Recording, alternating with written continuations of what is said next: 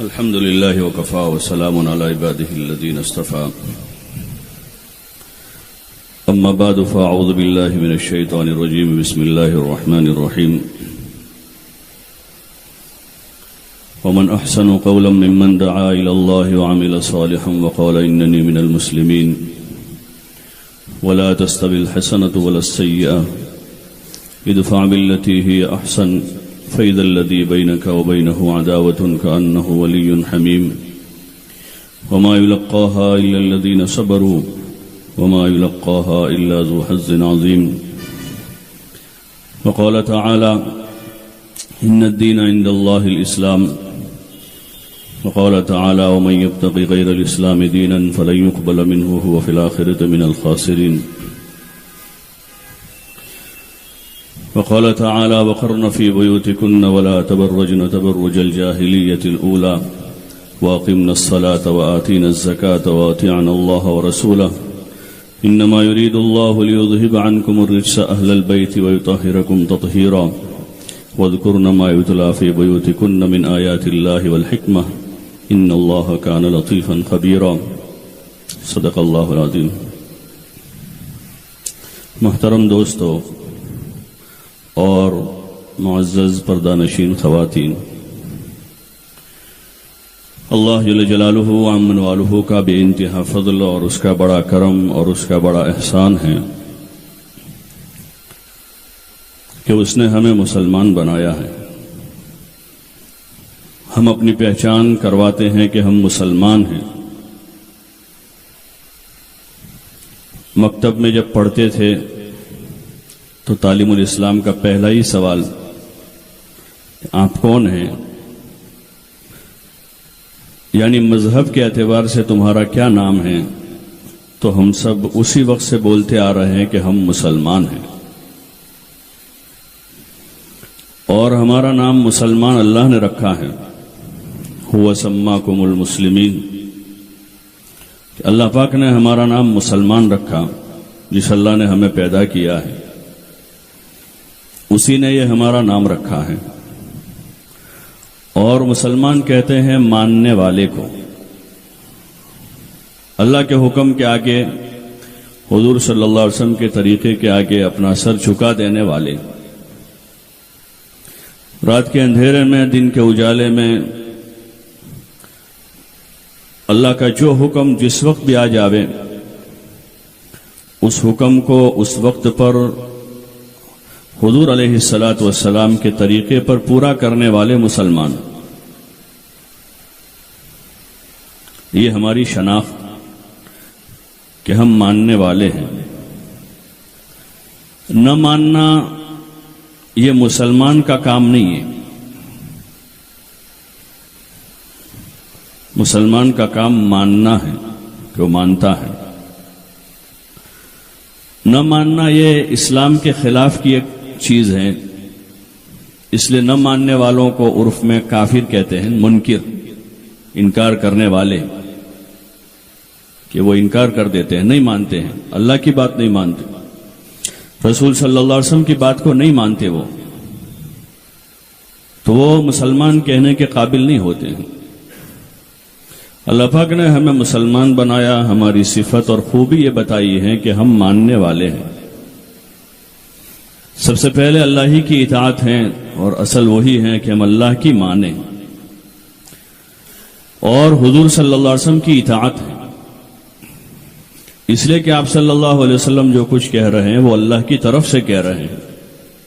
ما ينطق عن الهوى ان هو الا وحی یوحی، کہ آپ جو کچھ بول رہے ہیں وہ اللہ کی طرف سے بول رہے ہیں.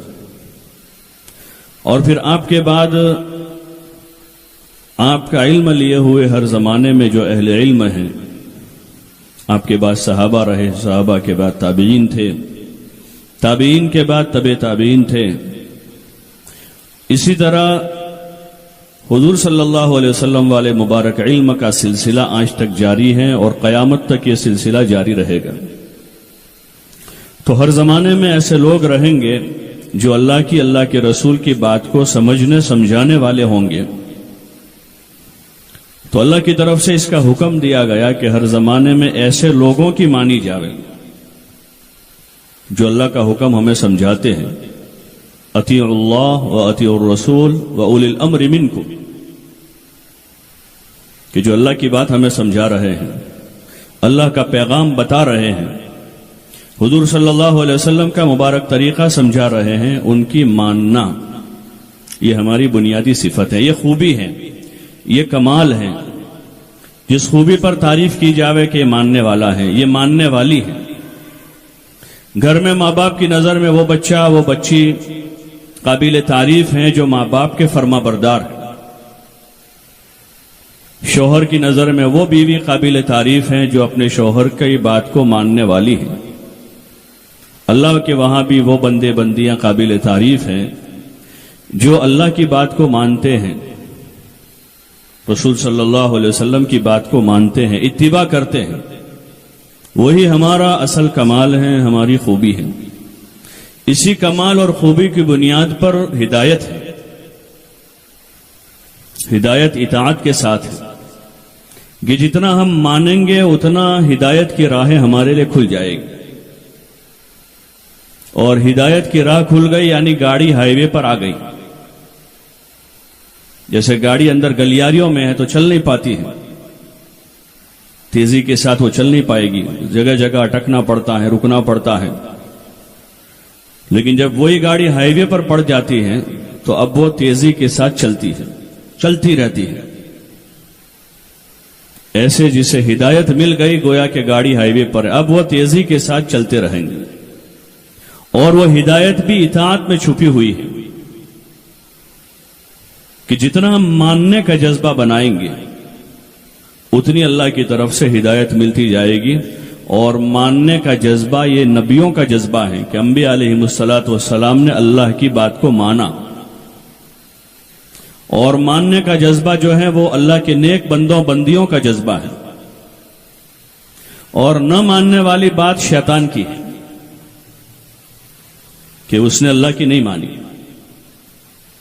ہاں، اللہ کو پہچانتا تھا وہ، لیکن اللہ کی نہیں مانی۔ اللہ کی خوب عبادت کی اس نے، لیکن اللہ کی نہیں مانی۔ تو وہ جذبہ نہ ماننے والا وہ شیطانی جذبہ ہے، اور شیطان سے اوپر نفس ہے، وہ شیطان سے اوپر ہے۔ ایک بزرگ سے کسی نے پوچھا کہ شیطان سے پہلے تو کوئی شیطان تھا نہیں، اس شیطان کو کس نے شیطان بنایا؟ تو انہوں نے کہا کہ اس کے نفس نے اس کو شیطان بنا دیا۔ اس نے اللہ کی اطاعت نہیں کی، اپنے نفس کی اطاعت کی اور اللہ کی نافرمانی کی، تو وہ شیطان بن گیا۔ یہی سلسلہ رہے گا، جو اللہ رسول کی نافرمانی کرے گا وہ ماننے والوں میں نہیں ہے تو نہ ماننے والوں میں ہے، اور یہ صفت شیطانی صفت ہے۔ شیطان کا ٹھکانہ جہنم ہے، تو جتنے نہ ماننے والے ہیں ان کا ٹھکانہ جہنم ہے، انجام کے اعتبار سے۔ انجام کے اعتبار سے وہ حقیقی جہنم ہے، اور دنیا میں بھی ان کی زندگی کبھی خوشگوار نہیں ہو سکتی۔ دنیا میں وہ ہمیشہ پریشان رہیں گے۔ یہ اللہ کا فیصلہ ہے، من اعرض عن ذکری فإن له معیشۃ ضنکا، کہ جو ہمارے دین سے اعراض کریں گے، جو اللہ رسول کی بات کا انکار کریں گے، چاہے اپنی زبان سے انکار کر دیں یا اپنے عمل سے انکار کرتے رہیں، تو ان کی زندگیوں کو ہم تنگ کر دیں گے۔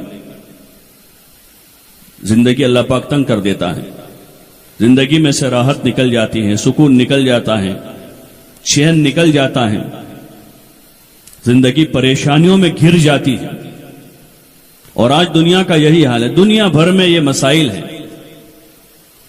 کہ زندگیوں سے چین نکلا ہوا ہے، سکون نکلا ہوا ہے، امن اور سلامتی نکلی ہوئی ہے، باوجود مال پیسوں کے پریشانی ہے،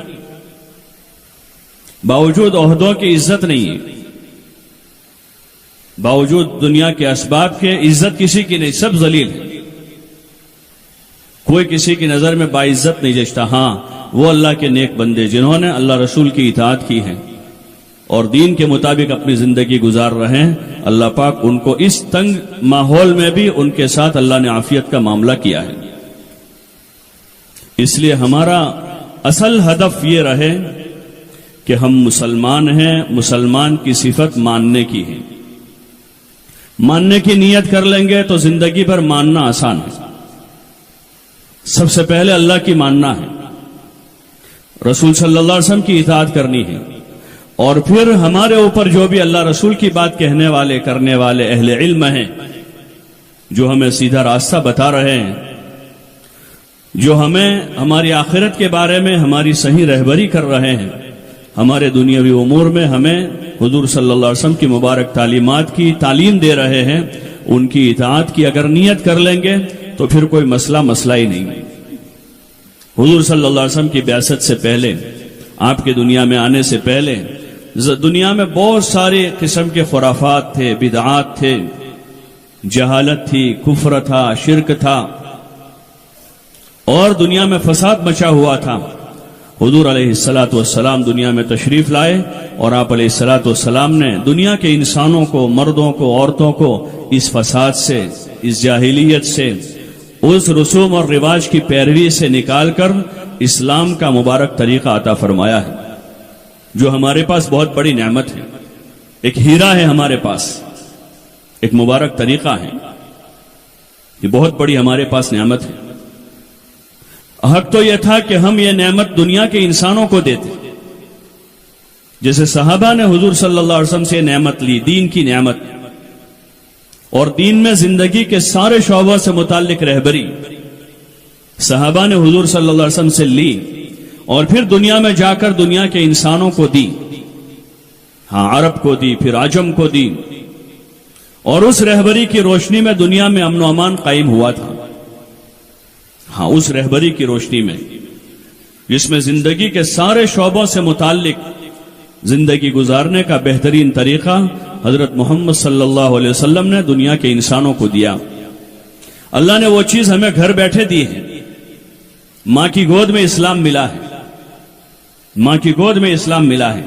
5 سال کی عمر ہوئی تو مکتب مل گیا، جس میں جا کر ہم نے قرآن پڑھا۔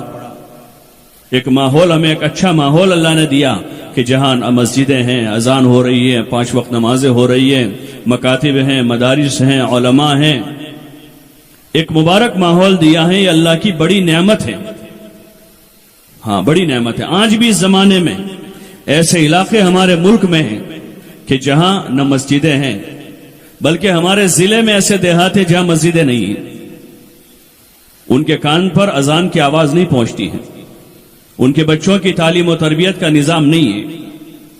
ہمیں اللہ نے بچپن سے یہ چیزیں دی ہیں، اس پر ہم شکر گزار بنیں۔ جو چیزیں وہاں پڑھی ہیں اس کو نہ بھلاویں، ہم بچپن سے جو چیزیں پڑھی ہیں، کلمہ پڑھا ہم نے، اللہ کا نام لیا، ایمان مجمل مفصل پڑھا ہے وہاں، اور زندگی کے آداب پڑھے ہیں، کھانے کا ادب ہے، سونے کا ادب ہے، پیشاب پخانے کا طریقہ اور اس کی دعائیں پڑھی ہیں۔ یہ مبارک وہ سبق تھے جو سبق اب ہمیں زندگی بھر دہرانے تھے، جو بچپن سے پڑھے تھے، اور اپنے گھر کے ماحول میں اس مطابق اپنی زندگی بنانی تھی۔ یہ اللہ کا انعام تھا ہمارے اوپر، اور اس نعمت کا شکر یہ ہے کہ جو ہم نے پڑھا ہے اس پڑھے ہوئے چیز کو اپنی زندگی میں لے کر ہم اپنی زندگی گزاریں، ہاں، اور ایک سچے پکے مسلمان بننے کی کوشش کریں، سچے پکے مسلمان بننے کی کوشش کریں کہ جس اسلام پر اللہ ہم سے راضی ہو جاوے، ہاں، جس زندگی پر اللہ ہم سے خوش ہو جاوے، جو ہمارا مالک ہے، جو ہمارا پیدا کرنے والا ہے، زندگی اسی نے دی ہے اور موت اسی کے ہاتھ میں ہے، ایک جھٹکے میں زندگی ختم ہو جاتی ہے۔ جس دن اس کا فیصلہ ہو جائے گا تو ہماری موت واقع ہو جائے گی، ہم اس کو روک نہیں پائیں گے۔ تو زندگی اور موت کے درمیان میں اللہ نے جو موقع دیا ہے وہ اچھے کام کرنے کے لیے دیا ہے، کہ اس موقع کو ہم غنیمت سمجھ کر اچھے اچھے کام کریں۔ الذی خلق الموت والحیات لیبلوکم ایکم احسن عملا، اللہ وہ ہے جس نے زندگی اور موت کو پیدا کیا ہے اور اس لیے بنایا ہے کہ وہ تم کو آزماویں، تم کو آزماویں کہ تم میں سے اچھا عمل کر کے کون آتا ہے۔ ہاں، برے کام کرنے کے اللہ نے زندگی نہیں دی ہے، اور برا کام کرنے کے لیے زمین پر کوئی جگہ اللہ نے نہیں بنائی ہے کہ جہاں جا کے آدمی برا کام کرے۔ اچھے کام کرنے کے لیے زمین بنائی ہے۔ حضور علیہ السلام نے فرمایا جعلت لی الارض مسجدا وطہورا، کہ اللہ پاک نے میری امت کے لیے پوری زمین کو پاک کر دیا اور نماز پڑھنے کی جگہ بنا دیا، کہ جہاں چاہے نماز پڑھے، لیکن گناہ کرنے کے لیے کوئی جگہ نہیں، نہ گھر کا کمرہ ہے، نہ محلہ ہے، نہ کوئی گارڈن ہے، نہ کوئی ملک ہے۔ گناہ کرنے کے لیے کوئی جگہ زمین پر نہیں ہے، اور گناہ کرنے کی کسی کو اجازت نہیں ہے، اللہ کی طرف سے منع ہے، روک دیا ہے۔ سارے گناہوں کو الگ الگ حدیثوں میں تفصیل کے ساتھ بیان کیا کہ اس سے بھی بچو، اس سے بھی بچو، اس سے بھی بچو، اس سے بھی بچو۔ سارے گناہوں سے بچنے کو کہا ہے اور ایک اچھی زندگی گزارنے کو کہا ہے۔ عقل مند انسانوں کی علامت یہ ہے، ہوشیار اور عقل مند لوگ وہ ہیں۔ کیس، حدیث میں آتا الکیس من دان نفسہ وعمل لما بعد الموت۔ عقل مند لوگ وہ ہیں، عقل مند مرد وہ ہیں، عقل مند عورتیں وہ ہیں جو اپنے نفس پر قابو رکھے۔ من دان نفسہ، جو اپنے نفس پر قابو رکھے۔ جتنے مسائل ہیں وہ سارے نفس کے ہی ہیں، جتنے گناہ ہیں وہ نفس کی ایجاد ہوتی ہے، اور نفس جو ہے، نفس وہ چاہتیں، خواہشیں پیدا کرنے کی ایک مشین ہے۔ نفس جو ہے نا، نفس وہ خواہشیں پیدا کرنے کی مشین ہے، خواہشیں پیدا ہی ہوتی رہتی ہے اس میں ہر وقت، اچھا کھانے کی، اچھا پہننے کی، گھومنے پھرنے کی، اور قسم قسم کے گناہ کرنے کی۔ جو اندر سے داعیہ بنتا ہے وہ نفس کا تقاضا ہوتا ہے، اندر کا وہ تقاضا ہوتا ہے۔ حدیث پاک میں حضور علیہ السلام نے کہا کہ اپنے نفس پر قابو رکھیں، اپنے نفس پر قابو رکھیں، وہی برباد کرے گا سب کو۔ نفس کی پیروی کرنے والے جہنم میں جائیں گے۔ اس لیے آپ علیہ الصلوۃ والسلام نے فرمایا کہ اپنے نفس پر قابو رکھے، نفس کے غلام نہ بن جاوے۔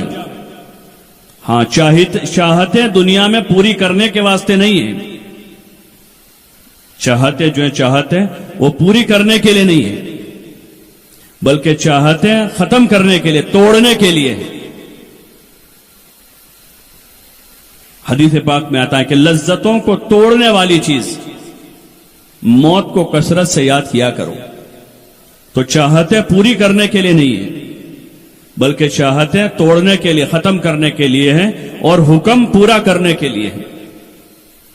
اللہ کے حکم ہے نماز، روزہ، زکوٰۃ، حج، پردہ، طہارت، سچائی، امانت داری، دیانت داری، تقوی، زہد، جوہد، اس کے درجات ہیں، لیکن یہ حکم ہے سارے اللہ کے، یہ حکم پورا کرنے کے لیے ہے۔ اور چاہتوں کو توڑنا ہے، چاہے کسی قسم کی چاہت۔ جو چاہتوں کو توڑیں گے وہ دنیا میں بھی امن سے، چین سے رہیں گے، خوش رہیں گے وہ۔ اور جو چاہت کے بندے بنے کبھی خوش نہیں رہ سکتے۔ آج جو دنیا میں پریشانیاں اور شکایتوں کا دروازہ کھلا ہوا ہے، بچے ماں باپ سے روزانہ کہ مجھے یہ نہیں دلایا، مجھے وہ نہیں دلایا، کھانا کھانے کا مسئلہ نہیں، روزانہ کھانا ملتا ہے، لیکن روزانہ بچوں کی ضدیں کیا ہیں؟ مجھے وہ نہیں دیا، اس کو یہ دلایا، مجھے وہ نہیں پلایا، اس کو وہ پلایا، مجھے وہ نہیں کھلایا، اس کو وہ کھلایا۔ عورتوں کی شکایتیں گھروں میں ہے روزانہ کہ مجھے یہ کپڑا نہیں ملا، مجھے ماں باپ سے وہاں شکایت ہے کہ مجھے یہ نہیں دیا تھا، مجھے یہ نہیں دیا تھا، مجھے یہ نہیں دیا، مجھے یہ نہیں دیا۔ شوہر کے گھر آئے تو وہاں یہ شکایت ہے کہ مجھے یہ نہیں مل رہا، مجھے وہ نہیں مل رہا، مجھے یہ نہیں مل رہا۔ یہ ساری چیزوں کو ہم دیکھتے ہیں کہ ساری خواہشیں ہیں، یہ ساری خواہشیں ہیں جس کے بارے میں کوئی مطمئن نہیں ہے۔ ہاں، اور یہ خواہشیں جو ہیں کبھی انسان کو اطمینان سے نہیں بیٹھنے دیتی۔ اس لیے عقل مندی یہ ہے، من دان نفسہ، اپنے نفس پر قابو کریں گے، آزاد نہیں ہو جائیں گے، بے باک نہیں ہو جائیں گے۔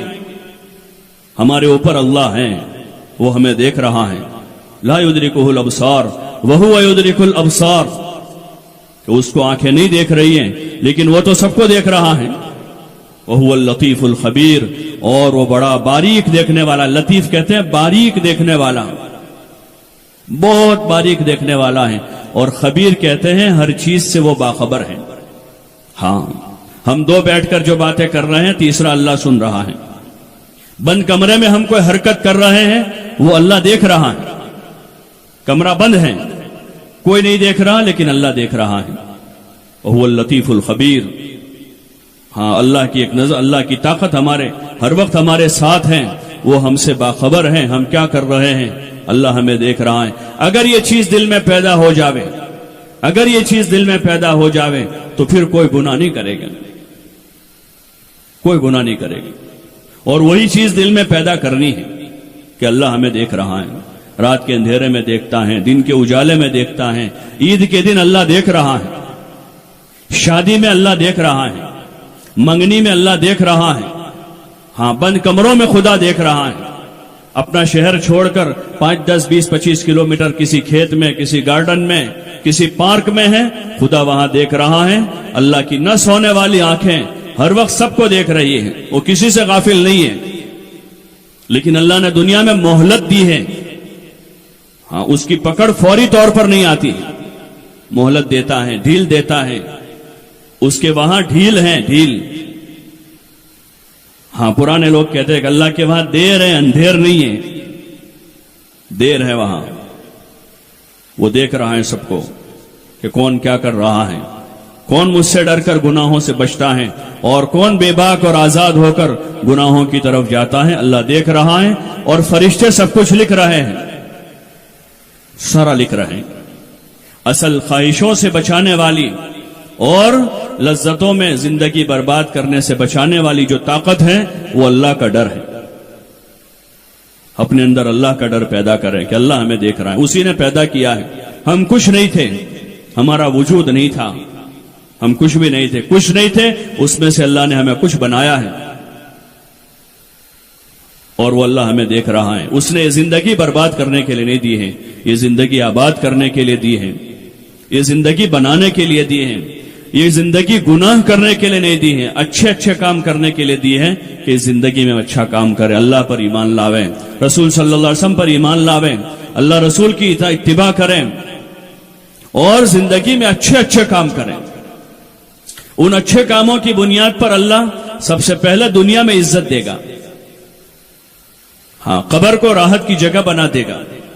میدان محشر میں جب سب لوگ حساب کتاب کی فکر میں اپنے گناہوں کے بقدر پسینے میں ڈوبے ہوں گے, اس وقت اللہ تعالیٰ ایسے لوگوں کا اکرام کر کے ان کو ان مشقتوں سے بچا کر ایک طرف کر دے گا اور پھر اللہ پاک اپنے مہمان خانے میں جگہ دے کر ہمیشہ کی راحت کی جگہ جنت میں اللہ پہنچا دے گا.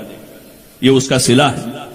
اس لیے کوشش کرنی چاہیے کہ اپنے نفس پر قابو کریں. الکیس من دان نفس, عقل مند وہی ہے. چاہتے پوری کرنا عقل مندی نہیں ہے, ہوشیاری نہیں ہے.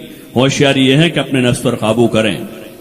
وعمل لما بعد الموت, اور ایسے کام کریں جو ہمیں ماں بعد موت کام لگے, جو ہماری قبر کا ذخیرہ بنے, جو میدان محشر میں اللہ کے سامنے عزت کے ساتھ کھڑا کرنے والے عمل ہوں. اور ایسے عمل ہم اپنے ساتھ لے کر جائیں کہ جو قیامت کے دن ہمارے حق میں جنت کا فیصلہ کروا دیں. اس لیے اپنی زندگی کا نظام بنانا ہے. حضور صلی اللہ علیہ وسلم نے ہمیں پیدائش سے لے کر موت تک زندگی کا ایک نظام بتایا ہے. اس نظام کو ہمیں سیکھنا سمجھنا ہے. اس کے لیے بنیادی چیز یہ ہے کہ ہم یہ طے کریں کہ ہمیں اپنے رسول حضرت رسول اللہ صلی اللہ علیہ وسلم کا اتباع کرنا ہے. اطاعت صرف حضور علیہ السلام کی ہوگی اور سنت اور طریقہ جو ہے وہ صرف اور صرف اب حضور صلی اللہ علیہ وسلم والا چلے گا. اس لیے پہلی بات تو ہمیں اس کا تہیہ کرنا پڑے گا, ہمیں اس بات کو طے کرنا پڑے گا کہ ہمیں زندگی کا ہر کام حضور صلی اللہ علیہ وسلم والے مبارک طریقے پر کرنا ہے. پیدائش سے لے کر موت تک گھر میں بچہ پیدا ہو رہا ہے تو اس کی پیدائش کا طریقہ وہ ہو کہ حضور صلی اللہ علیہ وسلم والے طریقے پر یہ بچہ دنیا میں آوے. ہاں پہلے سے یہی کوشش ہو. پیدائش سے پہلے کی نیتیں یہ ہو کہ ہمارے گھر جو اولاد ہوگی اس اولاد کو ہم مسلمان بنائیں گے. ورنہ حدیث پاک میں آتا ہے, حضور علیہ الصلوۃ والسلام فرما رہے ہیں, کل مولود یولد علی الفطرہ, کہ ہر نو مولود فطرت اسلام پر پیدا ہوتا ہے. فابواہ یحودانہ او یمجسانہ او ینصرانہ, کہ یا تو اس کے ماں باپ اس کو یہودی بناتے ہیں, یا ماں باپ اس کو نصرانی بناتے ہیں, یا ماں باپ اس کو مجوسی بناتے ہیں. تو ہم طے کریں کہ ہم اپنے بچوں کو مسلمان بنائیں گے. جو اولاد آئے گی اس کو مسلمان بنائیں گے, ان کا اچھا نام رکھیں گے.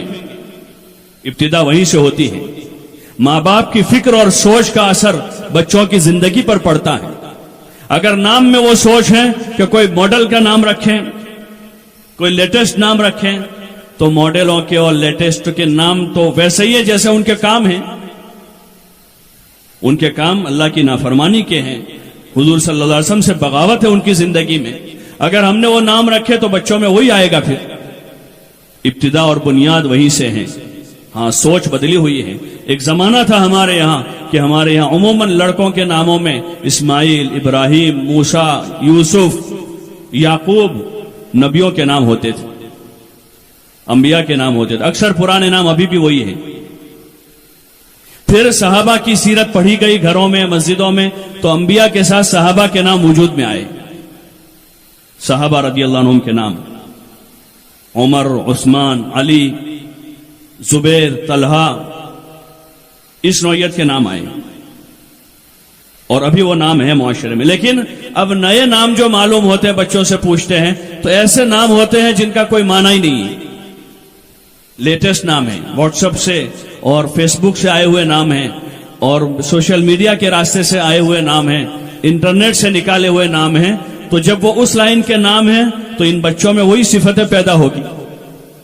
حدیث میں تعلیم ہے کہ بچے کا اچھا نام رکھیں، اس لیے حضور پاک صلی اللہ علیہ وسلم نے بعض صحابہ کے نام بدلے، جاہلیت کے جو نام تھے، اسلام قبول کرنے کے بعد حضور صلی اللہ علیہ وسلم نے ان کے نام بدلے، کہ نام کا بھی اثر ہوتا ہے، نام کا اثر ہوتا ہے۔ دیکھا دیکھی نہ کریں، دیکھا دیکھی نہ کریں، نام کا بڑا اثر ہوتا ہے۔ اچھے نام رکھیں۔ اگر وہ ٹھیک ہے خاندان میں 5 ابراہیم ہے، اگر ہم چھٹا ابراہیم رکھ لیں گے تو کیا ہوگا؟ لوگ اگر کوئی نام دیتے ہیں علماء 4-5 نام ان کو کہ بھئی یہ اسماعیل، ابراہیم، موسیٰ، عیسیٰ، فلاں فلاں، تو کہتے ہیں وہ ہمارے چچا زاد بھائی کا نام بھی عیسیٰ ہے، وہ ہمارے ماموں زاد بھائی کا نام ابراہیم ہے۔ وہ نہ رکھنے کا ایک بہانہ ہوتا ہے، کوئی نیا نام دو، کوئی نیا نام دو۔ اور نیا نام کیوں مانگ رہے ہیں؟ کہ فکر کچھ بدلی ہوئی ہے، بچے کو نیک بنانے کی نیت نہیں ہے، بچے کو دیندار بنانے کی نیت نہیں ہے، بچے کو مسلمان بنانے کی نیت نہیں ہے، کوئی اور نیت ہے۔ یہیں سے ابتدا ہوتی ہے، یہیں سے شروعات ہو رہی ہماری۔ اپنے نام اچھے رکھیں، ہاں اچھے نام رکھیں، لڑکیوں کے بھی نام اچھے نام رکھیں، ازواج مطہرات کے نام ہیں، بنات طیبات کے نام ہیں، صحابیات کے نام ہیں، اور دیگر جو صالحات کے نام ہیں، جو اچھے نام ہیں، جن کا اچھا معنی نکلتا ہے، ایسے نام اپنے بچوں بچیوں کے رکھیں۔ یہی سے شروعات ہو رہی، یہی سے ابتدا ہو رہی ہے۔ اور اس سے آگے جاویں تھوڑا سا، پیدائش سے پہلے کہ جن مراحل سے عورتیں بچیاں گزر رہی ہیں حمل کے ایام میں، حمل کے ایام میں، تو ان ایام میں باوضو رہیں، کلام پاک کی کثرت سے تلاوت کریں، حضور پاک صلی اللہ علیہ وسلم پر درود بھیجیں، پردے کے ساتھ رہیں، حیا کے ساتھ رہیں، حیا کے ساتھ رہیں۔ حیا زیور ہے عورت کا، عورت جو ہے سونے چاندی کے زیوروں سے نہیں سجتی ہے، اس سے تو آوارہ دکھتی ہے۔ زیور پہن کر باہر نکل رہی ہے تو کیا یہ کوئی کمال کی چیز ہے؟ یہ تو آوارہ عورتوں کا طریقہ ہے، یہ تو اللہ کی نافرمان بندیوں کا طریقہ ہے، یہ اللہ کی فرما بردار اور بندیوں کا راستہ نہیں۔ حیا کے ساتھ رہیں، اپنے گھر میں رہیں، پردے کے ساتھ رہیں، تاکہ پیٹ میں جو بچہ ہے اس پر اچھے اثرات منتقل ہوں۔ ماں کے اثرات بچوں میں جاتے ہیں، اچھے اثرات ہوں۔ ان ایام میں زیادہ زیادہ پردہ کریں کہ پیٹ میں حمل ہے، اس بچے پر برے اثرات ہوں گے۔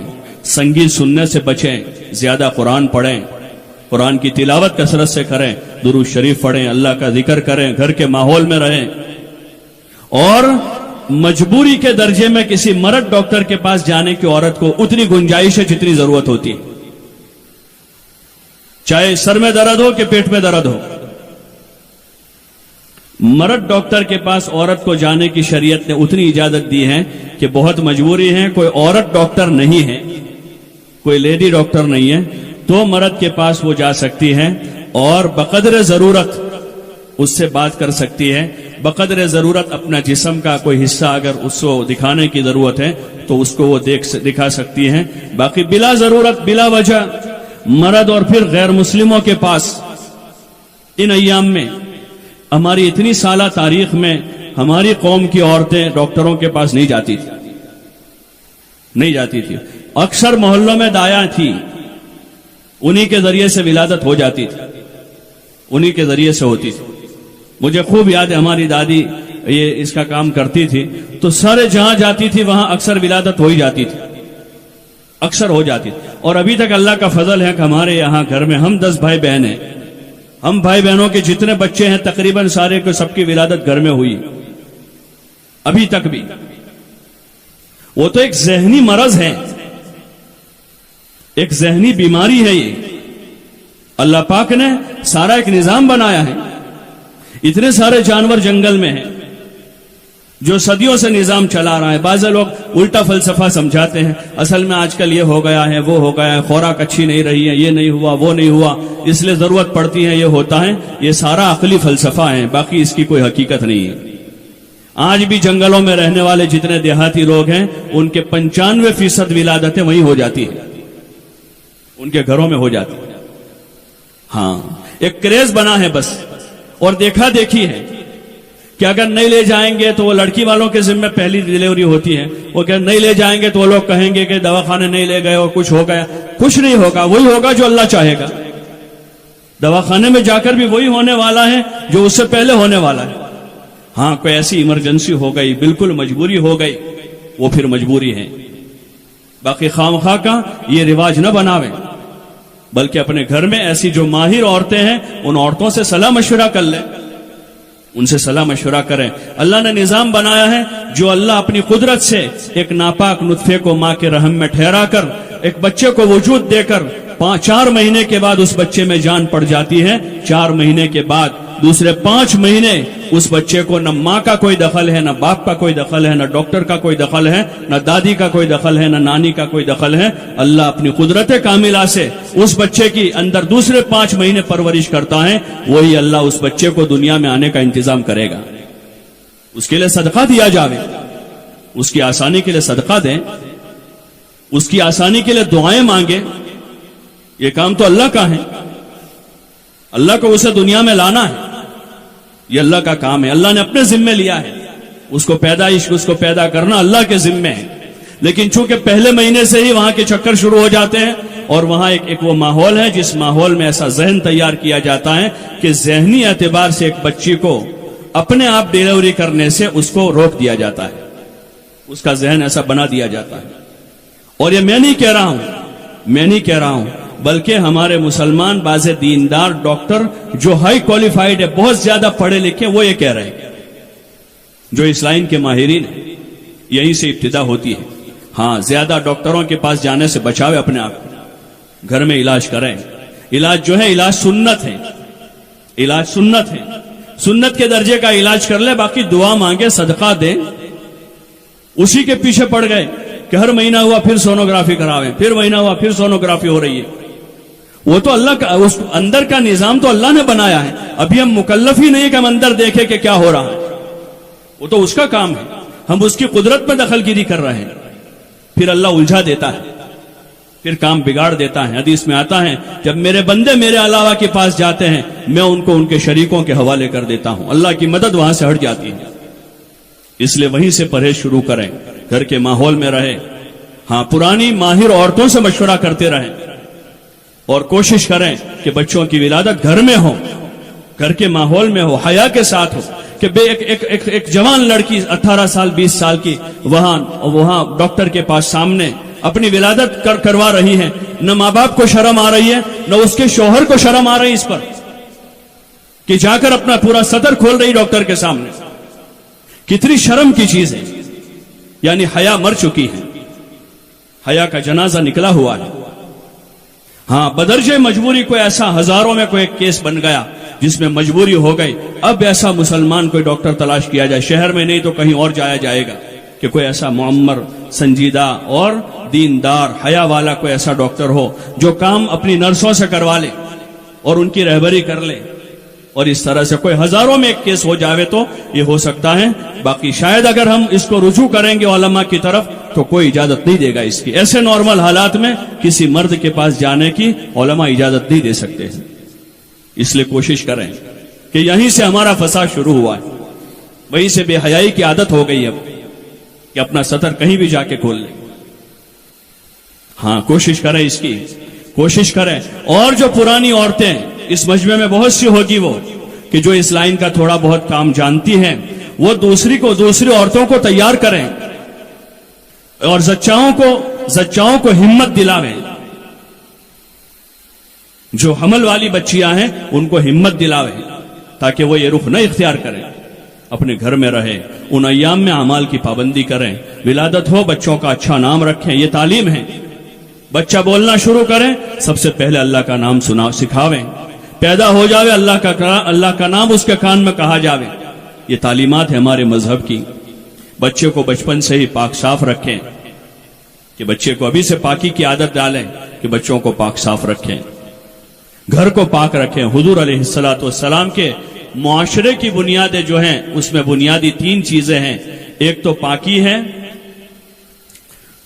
دوسرا حیا ہے، اور تیسرا سادگی ہے۔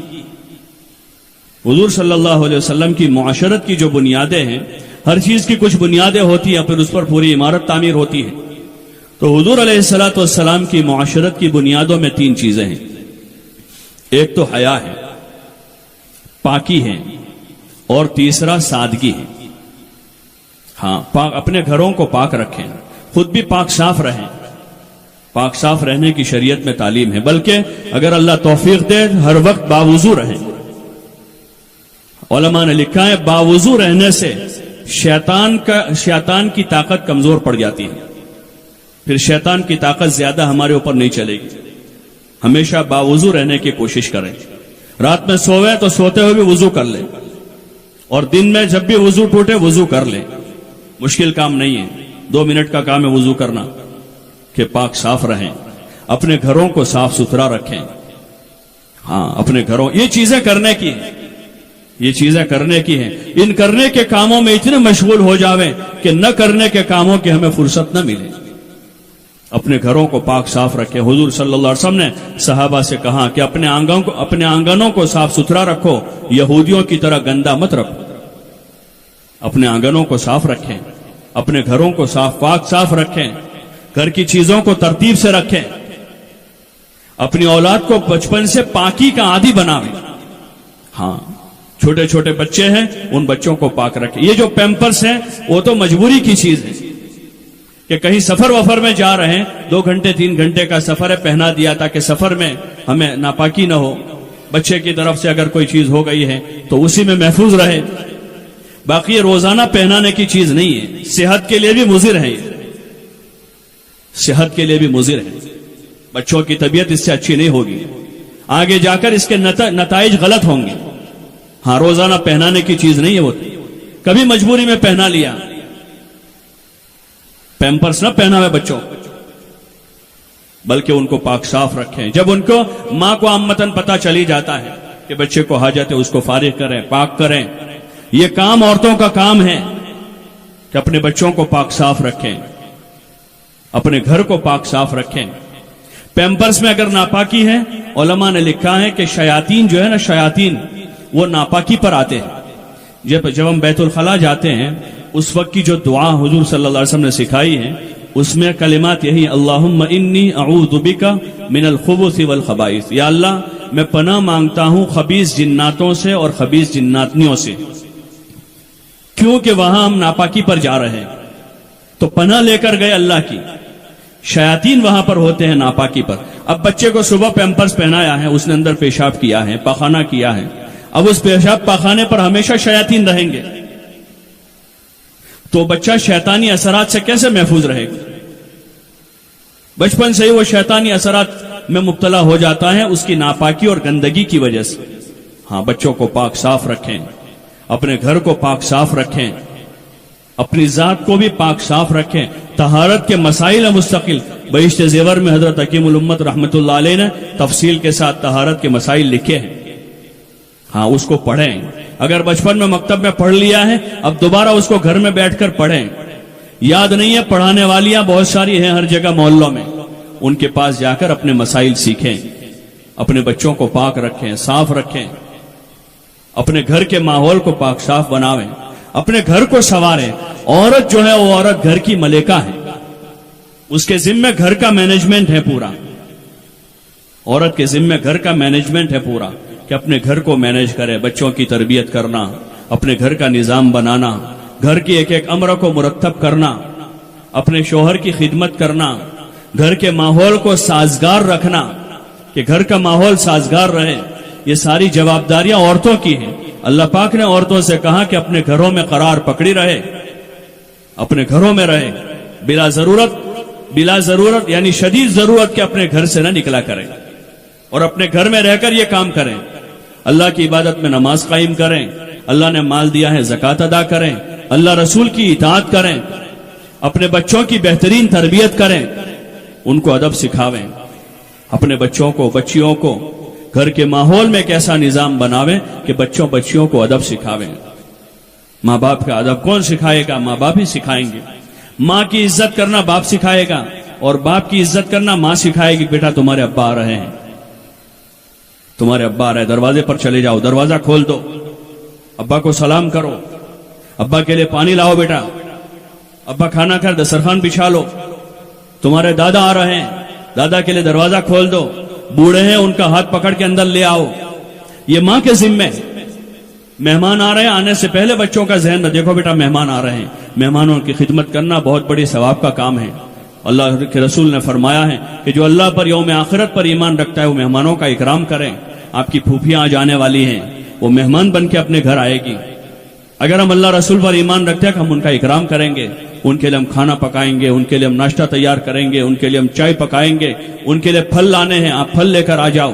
بچوں کو ابھی سے ہم خدمت کرنا، یہ کام کرنے کے ہیں، اور مال یہاں لگانے کا ہے، مہمانوں کی خدمت پر، مہمانوں کے اکرام پر، ماں باپ کی خدمت پر، رشتہ داروں سے صلہ رحمی پر، پڑوسیوں کے اوپر خرچ کرنے پر۔ مال یہاں لگانے کی چیز تھی، اس مال کو ہم نے پتہ نہیں کہاں لگانا شروع کر دیا ہے۔ اس لیے آپ ماں بہنوں سے ہماری گزارش ہے، درخواست ہے، ایک گزارش ہے، درخواست ہے کہ ان چیزوں کو اپنے گھروں میں جگہ دیں، اپنے بچوں کی بہتر تربیت کریں، بچیوں کی تربیت کریں، بچیوں کی تربیت کریں۔ ہاں، ان کو حضور علیہ الصلوۃ والسلام کی بیٹیوں کے قصے سناویں، ان کو ہم ازواج مطہرات کے واقعات سناویں۔ ازواج مطہرات جو تھی وہ بڑے بڑے باپ کی بیٹیاں تھیں۔ حضرت عائشہ رضی اللہ عنہ وہ حضرت صدیق اکبر کی بیٹی ہیں، جو مکہ کے بہت بڑے مالدار اور مکہ کے بڑے وجیح آدمی تھے، بڑے باپ کی بیٹی تھی وہ۔ حضرت حفصہ رضی اللہ عنہ حضرت عمر رضی اللہ عنہ کی بیٹی ہے۔ حضرت صفیہ وہ سردار کی بیٹی تھی رضی اللہ عنہ۔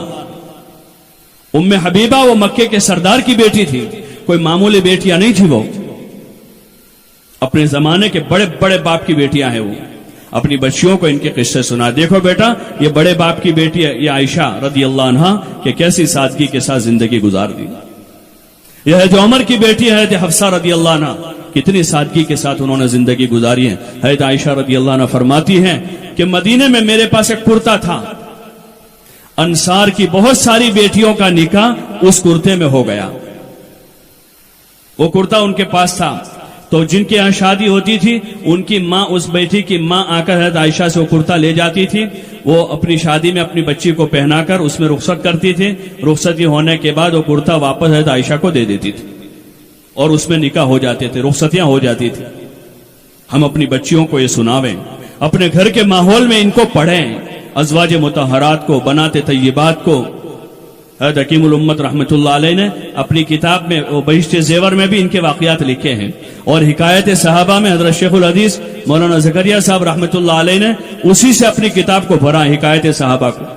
اس میں حضور صلی اللہ علیہ وسلم کے، صحابہ کے، صحابیات کے، ازواج مطہرات کے، بنات طیبات کے واقعات ہیں۔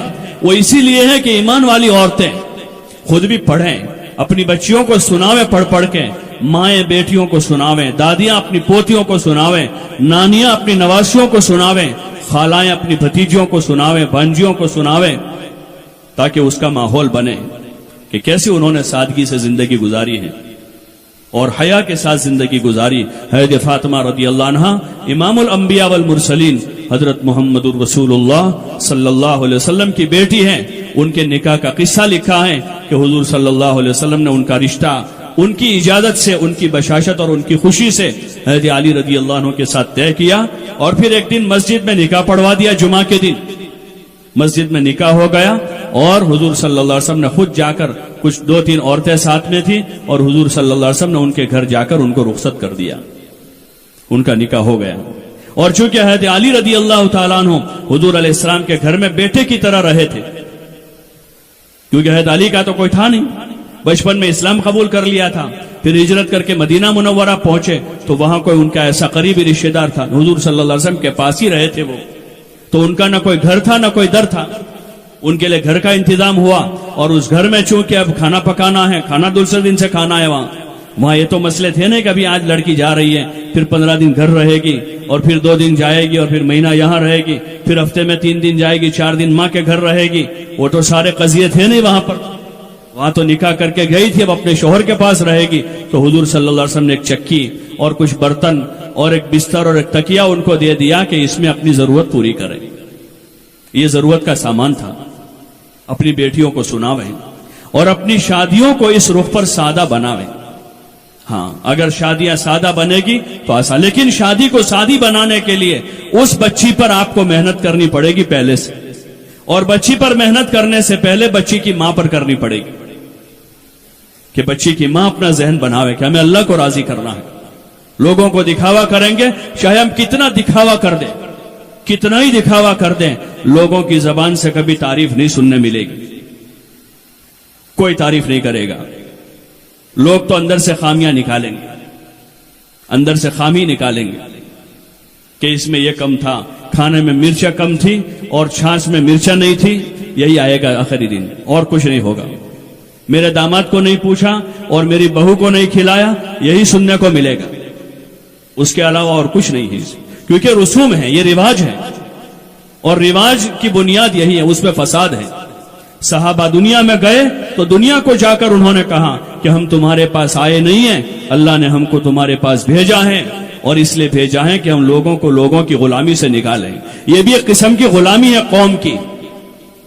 رسم و رواج کا پورا کرنا یہ اپنی قوم کی غلامی ہے، اپنی سماج کی غلامی ہے. صحابہ کہتے تھے کہ ہم لوگوں کی غلامی سے نکالیں، اور ایک اللہ کی غلامی میں لانے کے لیے آئے ہیں. ومن ضیق الدنیا الی سعتها، اور ہم لوگوں کو دنیا کی تنگیوں سے نکال کر دنیا کی وسعتوں میں لانے کے لیے آئے ہیں. یہ ساری تنگیاں ہیں کہ لوگ کیا کہیں گے، ایسا نہیں کریں گے تو کیا ہوگا، لوگ باتیں کریں گے، لوگوں کا کھایا ہے تو کھلانا پڑے گا، لیا ہے تو دینا پڑے گا. یہ ساری باتیں اسی قسم کی ہیں. ہاں شریعت میں ہدیہ ہیں، ہدیہ دیں، اپنی ماں کو ہدیہ دیں، اپنی بہنوں کو ہدیہ دیں، اپنے بھائیوں کو ہدیہ دیں، ہدیہ دیں، لیکن ہدیہ وہ ہے جو بغیر لینے کی نیت سے دیا ہو. شادیوں میں جو دیا جا رہا ہے وہ ہدیہ نہیں ہے، وہ ہدیہ نہیں. اس لیے محبت بڑھتی نہیں ہے. بہو کو ₹1,00,000 کا سامان دیا لیکن پھر بھی ہفتہ ہوا کہ جھگڑا شروع ہو گیا. داماد کو 2 لاکھ کا سامان دیا ہے لیکن داماد 2 مہینے 6 مہینے ہوئے ہیں کہ ساس کے ساتھ لڑائی ہو گئی، سالیوں کے ساتھ لڑائی ہو گئی، سالوں کے ساتھ لڑائی ہے. بھائی جس نے تمہارا 2 لاکھ کا ہدیہ لیا ہے وہ کیوں تمہارا دشمن بن گیا؟ وہ کیوں دشمن بنا ہے؟ جس بہو کو آپ نے 2 لاکھ کا سامان دیا ہے وہ بہو کیوں ساس کی دشمن بن گئی؟ کہ وہ ہدیہ نہیں تھا، اس لیے محبت نہیں بڑھی. ہدیہ تو اگر ایک کھجور دیا جاوے نا، کھجور، تو اس کھجور سے محبت بن جاتی ہے کیونکہ ہدیہ ہے. لینے دینے میں ہدیے کا رواج بناویں. باقی یہ جو لیور دیور ہو رہی شادیوں میں یہ ہدیہ نہیں ہے، یہ رسم و رواج ہیں، اور رسم و رواج کا نتیجہ جو ہے اس میں فساد ہے، اس میں صلاح نہیں ہے، فسادی ہے. اس لیے اپنی شادیوں کو سادہ بناویں، رواجات کو ختم کریں. رسم و رواج بدلتے رہتے ہیں. پرانے زمانے کے کچھ رسومات تھے، زمانہ بدلا، رسمیں بدل گئی ہیں، آگے اور کچھ ہو جائیں گے، لیکن شریعت اپنی جگہ وہی رہے گی. حضور صلی اللہ علیہ وسلم کا طریقہ قیامت تک رہے گا. آپ صلی اللہ علیہ وسلم کے طریقے میں سادگی ہے. اپنی زندگی کو سادہ بناویں، اپنے کپڑوں میں سادگی لاویں، اپنے گھر کے رہن سہن میں سادگی لاویں. اچھا کپڑا پہنے، اس سے کوئی منع نہیں کرتا. اللہ نے پیسہ دیا، اچھا کپڑا پہنے. ہاں زینت بھی کریں، عورتوں کو زینت کرنے کا حق ہے، وہ عورتیں زینت کریں، لیکن زینت شوہر کے لیے ہے. اپنے شوہر کے لیے زینت کریں، خوب زینت کریں جتنی کر سکیں، اسلام کے دائرے میں رہ کر، اسلام کے دائرے میں رہ کر. لیکن وہ شوہر کے لیے زینت ہے، شوہر کے علاوہ کے لیے زینت جائز نہیں ہے. اب ایک عورت کسی کی منگنی میں جا رہی ہے، کسی کی شادی میں جا رہی ہے، بن سور کر جا رہی ہے، بغیر پردے کے جا رہی ہے، تو اب یہ کس کے لیے زینت کر رہے؟ اس کا شوہر تو کہیں اور ہے، اس کا شوہر تو اسے دیکھ نہیں رہا، وہ تو کسی کی منگنی میں ہے، اس کو پرائے مرد دیکھ رہے ہیں. ایسی عورتوں پر اللہ کے رسول صلی اللہ علیہ وسلم نے لعنت کی ہے. رب قاسیات عاریات مائلات ممیلات، حدیثوں میں ہے کہ بہت ساری قاسیات عاریات کے باوجود کپڑوں میں ننگی معلوم ہونے والی، یا تو اتنے باریک کپڑے ہوں گے کہ جسم کے اعضاء نظر آ رہے ہیں، یا اتنے فٹ اور تنگ کپڑے ہیں کہ جس سے جسم کے اعضاء ابھر کر نظر آ رہے ہیں. ایسی عورتوں پر اللہ کی لعنت ہے. مائلات ممیلات، حدیث میں کہا یہ اپنی طرف مردوں کو مائل کرنے والی ہیں اور اجنبی مردوں کی طرف مائل ہونے والی ہیں. ان کا اور کیا مقصد ہے؟ ایسی عورتوں پر اللہ کی لعنت ہے. اور ایسی عورتیں جنت کی خوشبو نہیں سونگے گی. اور یہ حل جنتی قضا و قضا، اور جنت کی خوشبو جو ہے دوسری ایک روایت میں ہے کہ 500 سال پہلے سے آتی ہے. کیوں اللہ کی لعنت کے مستحق بنے؟ اپنے شوہر کے لیے زینت کر کے ثواب لیں، اس پر صدقے کا ثواب ملے گا. شوہر خوش ہو جائے گا، اس کا اور ثواب ملے گا.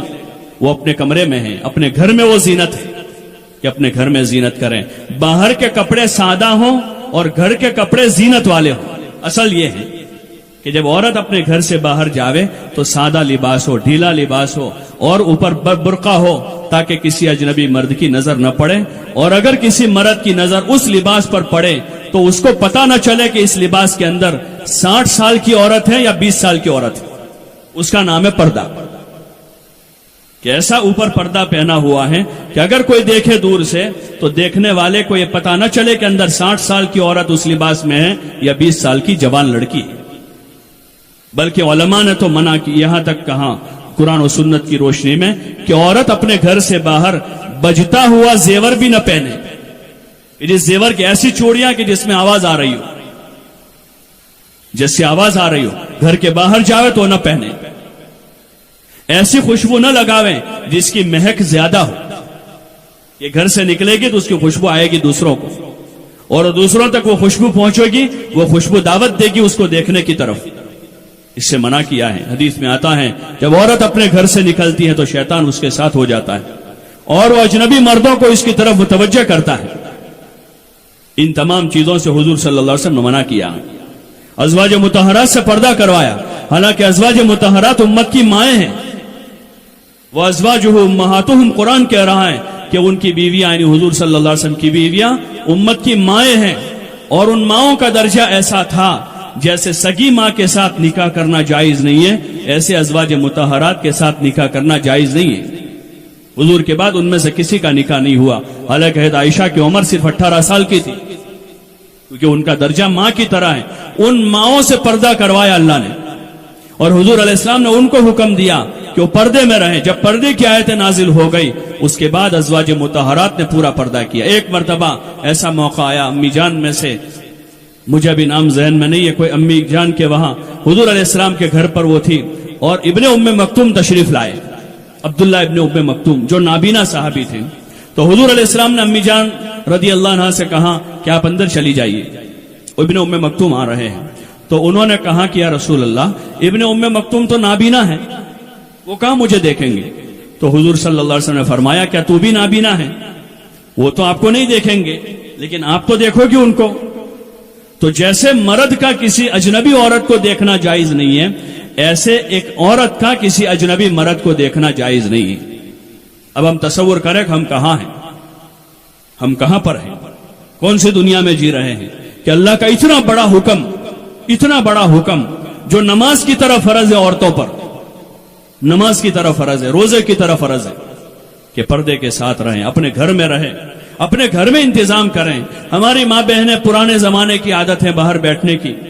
اس زمانے میں تھوڑی مجبوری یہ تھی کہ مکان بہت چھوٹے چھوٹے تھے، گھروں میں بجلی نہیں تھی، گرمی ہوتی تھی، باہر کھاٹ لگا کے بیٹھ کر آدھا گھنٹہ وہ تھوڑا فریش ہوتی تھی. اب اللہ نے انتظام کر دیا، مکان مناسب بننے لگے، گھروں میں پنکھے ہو گئے، کولر ہو گئے. اپنے گھر میں رہیں، اپنے گھر میں رہیں. اگر ہوا میں بیٹھنے کا دائیا ہے اس کا وہ تو اپنے گھر میں اس کا انتظام کریں. اپنے پلاٹ پہ تھوڑی جگہ ایسی چھوڑ کر کمپاؤنڈ بنا لیں، اپنے گھر کے چھت پر دیواریں اونچی کر کے پورے پردے کے ساتھ رہنا کا اوپر چھت پر نظام کریں. باقی گھر کے باہر بیٹھنا، گھر کے باہر چارپائیاں لگانا، یہ ایمان والی عورت کو زیبا نہیں دیتا ہے، ایک شریف عورت کا کام نہیں ہے. یہیں سے ابتدا ہوئی ہماری بے حیائی کی، یہیں سے شروعات ہے. اور پھر شادیوں میں اور منگنیوں کے موقع پر بن سور کر جانا اور ٹولے جمع کرنا، ناچنا کودنا، یہ تو انسانی برادری کے لیے شرم کی چیز ہے۔ ہاں، اس کو تو مہذب غیر مسلم بھی اچھا نہیں سمجھتے، وہ بھی اپنی ماں بہنوں کو اس سے روکتے ہیں، جن کے پاس اسلام نہیں ہے، جن کے پاس دین نہیں ہے۔ اور ہمارے ملک کی پرانی تہذیب میں، ہمارے ملک کی پرانی تہذیب میں جو گھونگھٹ ہیں، گھونگھٹ کہتے ہیں گجراتی میں، وہ گھونگھٹ جو تھا وہ غیر مسلموں میں تھا، وہ ایک قسم کا پردہ ہے کہ وہ بھی پردہ کرتی تھی۔ یہ عورت کے لیے زیبا نہیں ہے۔ زینت اپنے شوہر کے لیے کریں، اور ضرور شوہر کے لیے زینت کریں تاکہ اپنے گھر کا ماحول سازگار رہے۔ عورت کا مرد کا میلان کسی اور طرف نہ ہو، اپنے گھر میں زینت کریں۔ گھر سے باہر نکلیں پورے پردے کے ساتھ نکلیں، پردہ ایسا ہو کہ پورے جسم کو اچھی طرح ڈھانپ لیتا ہو، فیشنیبل نہ ہو۔ راستے میں پیدل چلنے کا موقع ہو تو ایک طرف چلیں، بلا ضرورت شوہر کے پیچھے، بھائی کے پیچھے، ابا کے پیچھے سواریوں پر نہ پھریں۔ یہ شریف عورت کا کام نہیں ہے، شریف عورت کا کام نہیں ہے۔ یہ شریف عورت اللہ سے حیا کرتی ہے سب سے پہلے تو، کہ میرا اللہ مجھے دیکھ رہا ہے، میرا اللہ مجھے دیکھ رہا ہے۔ ہاں، سواریوں پر زیادہ گھومنے پھرنے کی عادت نہ بناوے، اور خود سواری چلانا یہ اور زیادہ بے شرمی ہے، اور زیادہ بے حیائی ہے۔ اپنی بچیوں کو اس سے روکیں، یہ کوئی فخر کی چیز نہیں ہے۔ ہاں، ہمارا شہر اتنا بڑا نہیں ہے کوئی 100-200 کلومیٹر کا کہ جہاں لوگوں کو ضرورت رہتی ہے، کوئی ضرورت نہیں اس کی کہ بچی کو سواری دلائی جاوے۔ ہاں، اپنی بچیوں کو نہ دلاویں، ان کو اس کا عادی نہ بناویں۔ آج یہ سواری لے کر گھر سے باہر نکلی ہے، کل کو یہ سواری لے کر شہر سے باہر جائے گی۔ ہاں، اور پھر خون کے آنسو رونا پڑے گا۔ ہم اس کو قابو نہیں کر سکیں گے۔ جس تہذیب پر اہل یورپ تھوک چکے ہیں، جس تہذیب پر امریکہ تھوک چکا ہے، جس تہذیب پر عیسائی تھوک چکے ہیں، کہ ہم اس تہذیب کو چاٹ رہے ہیں، اس تہذیب کو ہم چاٹ رہے ہیں کہ اب ان کی لڑکی جو ہے کسی اجنبی لڑکے کو گھر میں لا کر اپنے باپ سے کہہ رہے ہیں کہ میں اپنے دوست کے ساتھ آئی ہوں، تم تھوڑی دیر کے لیے باہر چلے جاؤ۔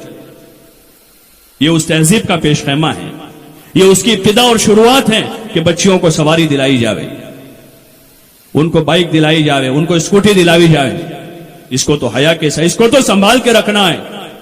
یہ کنواری بیٹی ہیں، ہیرے سے زیادہ قیمتی ہیں، یہ ہماری پراپرٹی سے زیادہ قیمتی ہے، یہ ہماری جائیداد سے زیادہ قیمتی ہیں، یہ اپنے باپ کی عزت ہیں، یہ اپنے بھائیوں کی آبرو ہیں، یہ اپنے خاندان کے لیے یا تو اپنے خاندان کو دنیا میں روشن کرنے کا ذریعہ ہے، یا یہ اپنے خاندان کو دنیا میں ذلیل کرنے کا ذریعہ بننے والی ہے۔ اس کو تو محفوظ رکھا جائے گا۔ پہلے مثال دی جاتی تھی چیزوں کی حفاظت میں کہ بھئی اس چیز کی ایسے حفاظت کرو جیسے تم اپنی کنواری بیٹیوں کی حفاظت کرتے ہو۔ اب وہ کنواری بیٹی بالکل ایسے ہی ہو گئی، اس کی کوئی قیمت نہ بچی۔ اپنی کنواری بیٹیوں کی حفاظت کریں، ان کو اپنے گھروں میں رکھیں، ضرورت کی تعلیم دلاویں، مکتب میں قرآن کی تعلیم دلاویں، اور اس کی 8-10 سال کی عمر تک اسکول میں اس کو 4-5 چوپڑی پڑھا کر اب اس کو اپنے گھر میں رکھیں، اس کو گھر میں رکھیں۔ یہی اس کے لیے عزت کی چیز ہے، یہی اس کا کوالیفیکیشن ہے۔ اس کو گھر میں رکھ کر اس کو روٹی پکانا سکھا دیں، اس کو چاول بنانا سکھا دیں، اور اس کو گھر سنبھالنا سکھا دیں، اس کو ماں باپ کے ساتھ، بھائی بہنوں کے ساتھ صلہ رحمی کرنا سکھاویں، اس کو گھر میں بٹھا کر صبر کا سبق پڑھاویں، اس کو گھر میں بٹھا کر زہد کا سبق پڑھاویں، اور اس کو گھر میں بٹھا کر حیا کا سبق پڑھاویں۔ یہ سبجیکٹ زیادہ اہم ہے، ان کو زیادہ اسکول میں نہ بھیجیں۔ ہاں، فطروں کا دور ہے، یہ فطروں کا دور ہے، بے حیائی کا ماحول ہے۔ اس ماحول میں اگر ماں باپ چاہتے ہیں کہ سکون سے دنیا میں جینا ہے، اپنی بچیوں کو گھر میں رکھیں، گھر میں ان کی ساری ضرورتیں پوری کریں۔ عورتوں کے ذمے، جب اللہ نے ان کے ذمے کمانا نہیں رکھا کہ ان کا خود کا خرچہ اللہ نے باپ کے ذمے رکھا ہے، جب شادی ہو جائے گی تو شوہر کے ذمے ہے، پھر ان کو کیا فکر ہے؟ ان کو تو گھر میں آرام سے رہنا ہے، اللہ کی عبادت کرنی ہے، اپنے شوہر کی خدمت کرنی ہے، اپنے بچوں کی اچھی پرورش کرنی ہے۔ اس لیے اپنی بچیوں کو گھر میں رکھنے کا عادی بناویں، باہر نہ بھیجیں، ان کو سادگی کا سبق پڑھاویں، ان کو حیا کا سبق پڑھاویں۔ ہماری پرانی بہنیں، مائیں، دادیاں، نانیاں، اللہ انہیں جزائے خیر دے کہ انہوں نے اپنی بچیوں کو یہ سبق پڑھایا تھا، تو ان کی بچیاں کبھی جھگڑا کر کے گھر نہیں آئی، کھانا نہیں ملا اپنے گھر میں رہی، چٹنی روٹیوں پر انہوں نے گزارا کیا ہے. عید کے دن کپڑے نہیں ملے تو وہ یعنی دوسرے کسی سہیلی کے کپڑے پہن کر اپنی ماں کے گھر آ جاتی تھی کہ میری ماں کو پتا نہ چلے کہ میرے پاس نئے کپڑے نہیں ہیں اور میرے باپ کو پتا نہ چلے.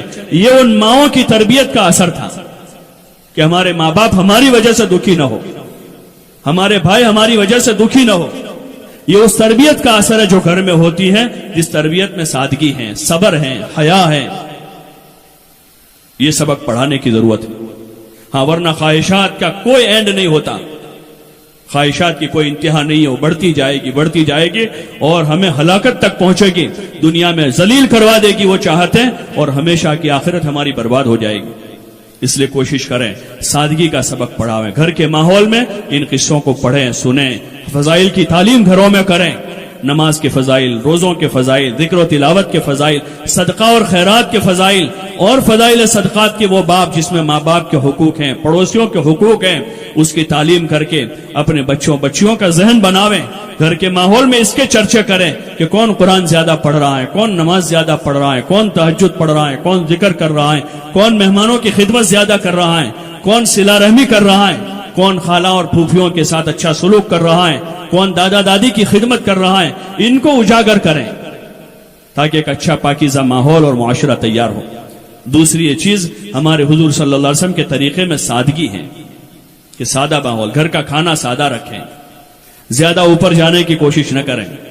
اور بازار کے جو کھانے ہیں سارے جسمانی اعتبار سے بھی مضر ہیں اور روحانی اعتبار سے بھی مضر ہیں. گھر میں پکے گا تو نماز پڑھنے والی, قرآن پڑھنے والی, ذکر کرنے والی خاتون کھانا بنا رہی ہے, اس کا اثر کچھ الگ ہوگا. ہوٹل میں پکا ہوا کھانا ہے, کون پکا رہا ہے, جن کو پاکی ناپاکی کا پتہ نہیں ہے, ان بازار سے ہوٹلوں سے لا کر گھر میں کھانا کھایا جائے. ہاں یہ انسانی تہذیب نہیں ہے, یہ فطری تہذیب نہیں ہے. اور پھر ہوٹلوں میں جانا بالکل بے حیا بن کر, آوارہ بن کر, اس کا کوئی تصور نہیں کر سکتا تھا ہماری اس قوم کے لیے خصوصاً کہ جن کی ماؤں نے بڑی مشقت کے ساتھ ایک وقت کا سالن 2 وقت چلا کر اپنا گزارا کیا ہو, اور جنہوں نے رات کے چاول صبح کے چائے میں پیے ہوں, چائے کے ساتھ وہ چاول کھائے ہوں, اور جنہوں نے چٹنی روٹی پر گزارا کر کے اپنے بچوں کو پالا پوسا ہو.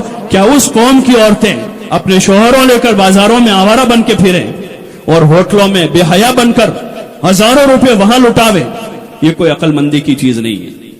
ہوٹلیں آباد کرنے کے لیے نہیں ہے, وہ تو مجبور لوگوں کے لیے ہے, مسافروں کے لیے. یہ اسلامی معاشرے میں نہیں تھا کچھ بھی. حضور علیہ السلام کے زمانے میں کوئی ہوٹل نہیں تھی, خلافت کے ادوار میں ہوٹلیں نہیں تھی. ابھی بھی ہم ایک ملک میں گئے جہاں خلافت تھی کچھ سالوں پہلے, تو وہاں انہوں نے سنا, اور ابھی بھی اس قسم کے کچھ مہمان خانے وہاں موجود تھے کہ خلافت کے زمانے سے چل رہا ہے کہ کوئی بھی مسافر, کوئی بھی بھوکا, کوئی آدمی پریشان حال ہو تو یہ حکومت انتظام کرتی ہے ان کے کھانے کا کہ یہاں آ کر وہ کھانا کھا کے جاوے, اور اگر گھر میں کوئی بوڑھے ماں باپ ہو تو ان کا یہاں سے ٹفن لے کر جاوے, اس کا کوئی پیسہ نہیں ہوتا. اور اب یہ عیاشی کے اڈے بن گئے, خواہشیں پورے کرنے کے لوگ وہاں جا رہے ہیں. ہم اس کا ذریعہ نہ بنے. اللہ کے لیے اللہ سے شرم کریں, اللہ سے. کوئی نہیں دیکھ رہا, اللہ دیکھ رہا. کوئی نہیں دیکھ رہا. 10-20 کلومیٹر جا رہے ہیں, وہاں کوئی نہیں دیکھ رہا, اللہ دیکھ رہا. ابا نہیں ہے وہاں, ہمارے بھائی نہیں ہیں, ہمارے شہر کے معزز لوگ نہیں ہیں وہاں, شہر کے اہل علم وہاں نہیں دیکھ رہے ہیں, لیکن ہمارا وہ اللہ جس کی نہ سونے والی آنکھیں ہمیں ان ہوٹلوں میں دیکھ رہی ہے, ان بازاروں میں دیکھ رہی ہے, ان پارکوں میں, ان کلبوں میں اللہ دیکھ رہا ہے. وہ کسی سے غافل نہیں ہے. اس کے وہاں دیر ہے, اندھیر نہیں ہے. اس کے وہاں ڈھیل ہے, نتیجے اچھے نہیں ہیں ان چیزوں کے, انجام ان چیزوں کا اچھا نہیں ہے. عقل مندوں کو اشارہ کافی ہوتا ہے, انجام اس کا اچھا نہیں ہے. یہ آوارگی کے راستے ہیں, یہ عیاشی کے راستے ہیں, یہ بدماشی کے راستے ہیں. ہم اپنے بچوں کو بدماشی سکھا رہے ہیں کہ 2 میاں بیوی 3 بچوں کو لے کر آج شہر کی ہوٹل میں کھانے جا رہے ہیں. یہ ان کو بدماشی کا راستہ بتا رہے ہیں, عیاشی کا راستہ بتا رہے ہیں. کل کو پھر شہر کے باہر کی ہوٹل میں جا رہے ہیں, یہ ان کو ایک قدم آگے بڑھا رہے ہیں. عید کے دن 10 کلومیٹر دور جا رہے ہیں, یہ تیسرا قدم بتا رہے ہیں. اور پھر اپنے بچوں کے ساتھ, فیملیوں کے ساتھ ٹور پر جانا اور ہزاروں روپے برباد کرنا, یہ عقل مندی نہیں ہے. ایک زمانے میں میاں بیوی شادی کے بعد جاتے تھے, وہ اپنے رشتہ داروں کے پاس بیوی کا تعارف کرانا جاتے تھے کہ یہ میری بیوی ہے. بیوی کو بتاتے, دیکھو یہ تمہاری پھوپھی ہے, یہ تمہاری خالہ ہے, یہ میری خالہ آپ کی خالہ ہے, یہ میری پھوپھی آپ کی خالہ ہیں، ان سے صلہ رحمی کرنی ہے، ان سے ہمارا تعلق ہے، ان سے ہماری رشتہ داری ہے، اس وجہ سے ان کو لے جاتے تھے، یہ اس کی غرض ہوتی تھی۔ اب وہ ہے کہ شادی کے بعد گھومنا پھرنا پارکوں میں، کلبوں میں، ہوٹلوں میں، اور پھر 500 ہزار کلومیٹر تک بے حیائی کے ساتھ، بے شرمی کے ساتھ، یہ انسانی برادری کا کام نہیں، اور خصوصاً ایک مسلمان خاتون کا کام نہیں ہے، ایک اللہ کی نیک بندے کا یہ کام نہیں ہے۔ کوئی اس طرح سے کرے، اپنے گھر میں رہے۔ شادی گناہ کرنے کے لیے نہیں کی تھی، شادی تو اللہ کو خوش کرنے کے لیے کی تھی، شادی تو ایمان کا حصہ ہے، شادی اپنی عفت و عصمت کی حفاظت کے لیے کی تھی۔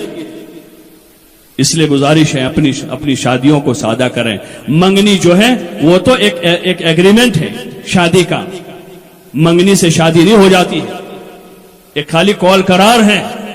منگنی کے بعد منگیتر جو بھی ہے لڑکی یا سامنے لڑکا ہے، تو ان دونوں کے درمیان کا وہی حکم ہے جیسے ایک اجنبی ہو، اس سے بات کرنا جائز نہیں ہے۔ ہاں ایک نظر اس کو منگنی سے پہلے دیکھنا جائز ہے، منگنی کرنے کے لیے، منگنی کرنے کے لیے لڑکی کو یا لڑکا لڑکی کو یا لڑکی لڑکے کو ایک نظر دیکھے، وہ منگنی کرنے کے لیے ہے۔ اب منگنی ہو گئی، اب ختم، اب وہ ایک دوسروں کو دیکھ نہیں سکتے جب تک نکاح نہ ہو جائے، بات نہیں کر سکتے، وہ نہ دیکھ سکتے ہیں نہ بات کر سکتے، یہ شریعت کا حکم ہے، حرام ہے ان کا ملنا۔ اگر یہ منگنی سے پہلے باتیں کر رہے ہیں، منگنی سے پہلے ملاقات کر رہے ہیں، تو ان کی تو بنیادی ٹیڑھی پڑی ہے، اللہ کی نافرمانی پر بنیاد پڑی ہے، اس شادی میں برکت نہیں ہو سکتی، ان کی زندگی تباہی لائے گی، چاہے وہ کچھ بھی کر لے، چاہے کچھ بھی کر لے۔ یہ دودھ پھٹا ہوا ہے، یہ پھٹا ہوا دودھ ہے، اس کا کچھ بھی نہیں ہوگا، اس کو اب کوئی دودھ نہیں بنا سکتا دنیا کی، کیونکہ انہوں نے غلط بنیادیں ڈالی۔ ہاں سچی پکی توبہ ایک راستہ ہے کہ جن سے جاہلیت میں گناہ ہو چکے، بھول میں جنہوں نے گناہ کر لیے، ان کے لیے توبہ ایک راستہ ہے کہ سچی پکی توبہ کر کے کر سکتے ہیں، لیکن جو جان بوجھ کر رہے ہیں وہ تو اللہ کے عذاب کو دعوت دے رہے ہیں، اس لیے اس سے پرہیز کریں۔ منگنی کے بعد اب باتیں نہ کریں۔ اگر عمر کو پہنچ چکے ہیں تو ان کا نکاح کرا دیں، اگر وہ عمر کو پہنچ چکے ہیں تو ان کا نکاح کرا دیں، رخصتی کے لائق ہے تو رخصتی کروا دیں، چاہے گھر نہ ہو، کرائے کا مکان لے لیں۔ اکثر ہماری جو ابھی ماں بہنیں بیٹھی ہیں، ان میں سے اکثر وہ ہوگی جنہوں نے کرائے کے کمروں میں اپنی زندگیاں گزاری ہیں، یا گھر کے اوپر کے چھوٹے چھوٹے کمروں میں اپنے 5-10 سال گزارے ہیں۔ کرائے کے کمرے میں ان کو رخصت کر دیں، رخصتی کرنے کے لیے اگر مہر کا انتظام نہیں، مہر کو ادھار کر دیں۔ جب شادیاں سادی ہوگی یہ ساری چیزیں آسان ہو جائے گی۔ حضرت مولانا عمر صاحب رحمۃ اللہ علیہ فرماتے تھے کہ شادیاں سادہ ہوگی اور سستی ہوگی تو زنا مہنگے ہو جائیں گے، مشکل ہو جائیں گے، اور اگر شادیاں جو ہے مہنگی ہو گئی تو پھر زنا آسان ہو جائیں گے۔ شادیوں کو سادہ بناویں۔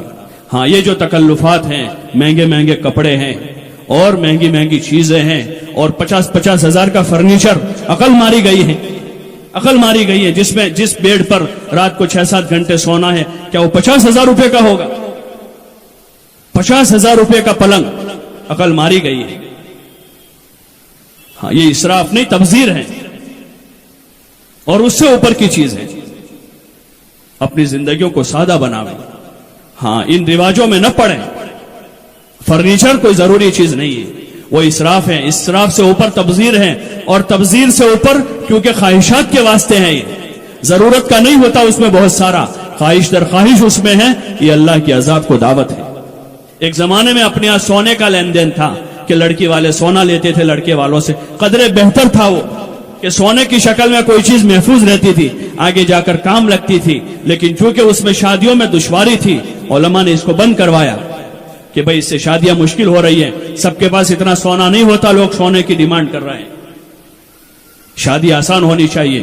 اب وہی شادیوں میں اس سونے سے زیادہ خرچے، فرنیچر میں، کمرے سجانے میں، ہوٹلوں میں گھومنے کے اور مہمانوں کو کھلانے کے، یہ ساری مصیبتیں۔ جو چیز سنت کے خلاف ہوگی وہ مصیبت بن جائے گی، جو چیز سنت کے خلاف جائے گی وہ مصیبت بنے گی۔ اس لیے کمرے سجانے سے اور مہنگے فرنیچروں سے اور یہ مہنگے کپڑوں سے اپنے آپ کو بچاویں۔ 2-4 جوڑی کپڑے کافی ہیں، ایسے کپڑے ہوں جو حیا والے ہوں، شرم والے ہوں، جس سے ستر چھپتا ہو، اچھی کوالٹی کے لے لیں، لیکن حیا والے کپڑے ہوں، 2-4 جوڑی کپڑے کافی ہیں، زیادہ کا رواج نہ بناویں۔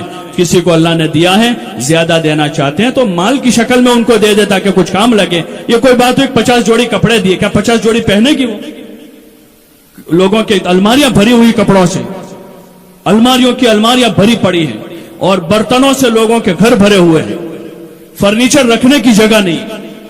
یہ عقل مندی نہیں ہے. ان کو نقد دے دیں, اتنا سونا لے کر ان کو دے دیں ہدیے کے طور پر, سونا خرید کر ان کو ہدیے کے طور, رواج کے طور پر نہ دے سونا بھی, تاکہ دوسروں کے لیے مشکل ہو جاوے.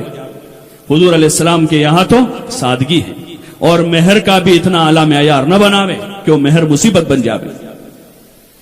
ہاں, مہر فاطمی کی ڈیمانڈ کرنا کوئی سنت نہیں ہے. حضور علیہ السلام کے بہت سے نکاح ہیں, اس میں یہی مہر نہیں, ایک ہی مہر, بہت معمولی مہر پر بھی آپ کا نکاح ہوا ہے, اور صحابہ کے نکاحوں میں بہت معمولی مہر پر نکاح ہوئے.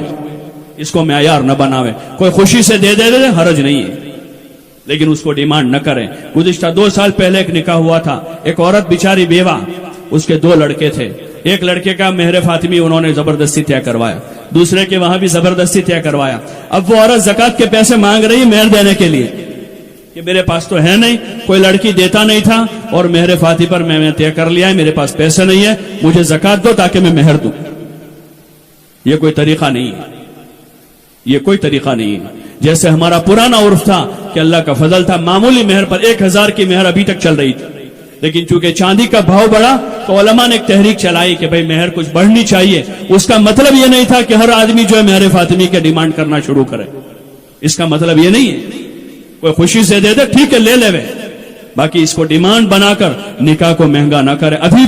ابھی بھی اللہ کا فضل ہے, اللہ کا کرم ہے, اللہ کا احسان ہے کہ ہمارے نکاح آسان ہے. اکثریت وہ ہے ہماری جو سادہ نکاح کرتے ہیں اور کم مہر میں نکاح ہو جاتا ہے, ورنہ بعض وہ مسلمانوں کے علاقے ہیں جہاں صدیوں سے اسلام ہے, لیکن ان کے وہاں نکاح اتنا مشکل ہے کہ 30 سال سے پہلے بچی رخصت ہو کر نہیں جا سکتی, 35 سال سے پہلے بچی رخصت نہیں ہو رہی ہے. آدمی 50 سال کا ہو جاتا ہے, نکاح نہیں ہوتا, کہ انتظام نہیں ہوا جہیز کا. اس لیے ایسی چیزوں کو اللہ کے واسطے فروغ نہ دیں. اپنی نسلوں پر رحم کریں, اپنی اولادوں پر رحم کریں. بھائی ہمیں کسی کی بیٹی لانی, اپنی بیٹی دینی بھی ہے, اپنی بیٹی دینی ہے, کسی کی ہمیں بھی لانی ہے. دونوں طرف سادگی ہوگی, دونوں کو آسانی ہو جائے گی, دونوں کو آسانی ہو جائے گی. اس لیے رسومات کو جگہ نہ دے. اس میں بڑا حصہ عورتوں کا ہے. مسجدوں میں اس کے بیانات ہوتے ہیں, بہت سے مرد حضرات آتے ہیں اور کہتے ہیں کہ ہم تو چاہتے ہیں لیکن کیا کریں, عورتیں مانتی نہیں ہیں, ہماری دادی نہیں مان رہی, نانی نہیں مان رہی, بیوی نہیں مان رہی ہے. یہ کوئی ضد کرنے کی چیز نہیں ہے. اس میں کوئی ناک کا مسئلہ نہیں کہ ہماری ناک کٹ جائے گی اور بہت لمبی ہو تو ایک مرتبہ کٹوا دے تاکہ زندگی پر آسانی ہو جائے. یہ کوئی ناک کا مسئلہ نہیں, اللہ رسول کا مسئلہ ہے.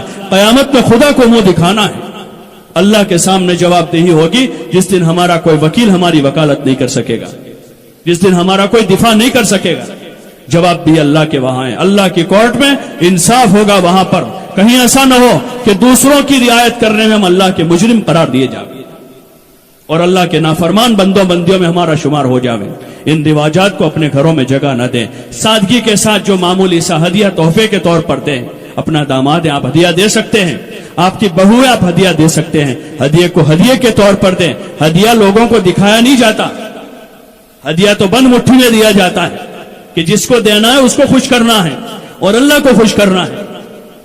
تو جس کو دیتے ہیں بند مٹھی میں دے دو ان کو. اپنا داماد ہے, اپنے داماد کو ضرور دیں. اپنی بیٹی ہے, اس کو ضرور دیں. اپنی بہو ہے, اس کو ضرور دیں, لیکن اس کو ہدیہ بنا کر دیں. اس کو لمٹ میں دیں, حد میں دیں. جہیز بنا کر نہ دیں, رواج بنا کر نہ دیں, اور اس کو کوئی مخصوص شکل میں نہ دیں کہ بھئی یہ پلنگ دینا ہے, فرنیچر بنانا ہے, روم سجانا ہے.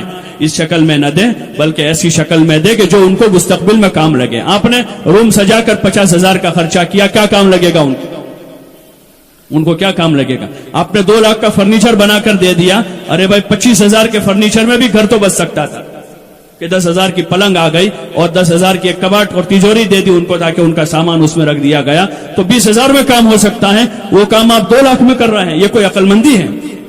لیکن دیکھا دیکھی, اللہ سے ڈریں, اللہ سے. ایسی چیز دیں جو ان کو کام لگے. اتنا نقد پیسہ دے دیں ان کو کہ بیٹی, اگر ہم پہلی بیٹی میں ہم نے 2 لاکھ خرچہ کیا تھا, ہم آپ کو بھی اتنا خرچہ کرنا چاہتے ہیں, آپ 50,000 میں اپنا سامان خرید لو, یہ 1.5 لاکھ روپے نقد لے جاؤ, اس سے کوئی زمین خرید لینا, کچھ سونا لے لینا تاکہ آپ کو زندگی میں کام لگے. وہ عقل مندی سے کام لیں اور رواج بنا کر نہ دیں، زیادہ بھیڑ جمع نہ کریں۔ منگنی میں کیا مسئلہ ہے بھیڑ جمع کرنے کا؟ 2 مرد وہاں سے چلے گئے، 2 مرد یہاں کے بیٹھ گئے، 4 نے درمیان میں طے کر لیا، مسئلہ حل ہو گیا۔ جمع نہ کرے اس میں، شادی میں کوئی بھیڑ جمع کرنے کی ضرورت نہیں ہے۔ ہاں بھیڑ جمع نہ کرے، منڈپ باندھے جا رہے ہیں، بڑے بڑے منڈپوں کے خرچے ہزاروں میں جا رہے ہیں، یہ کوئی عقل مندی نہیں ہے۔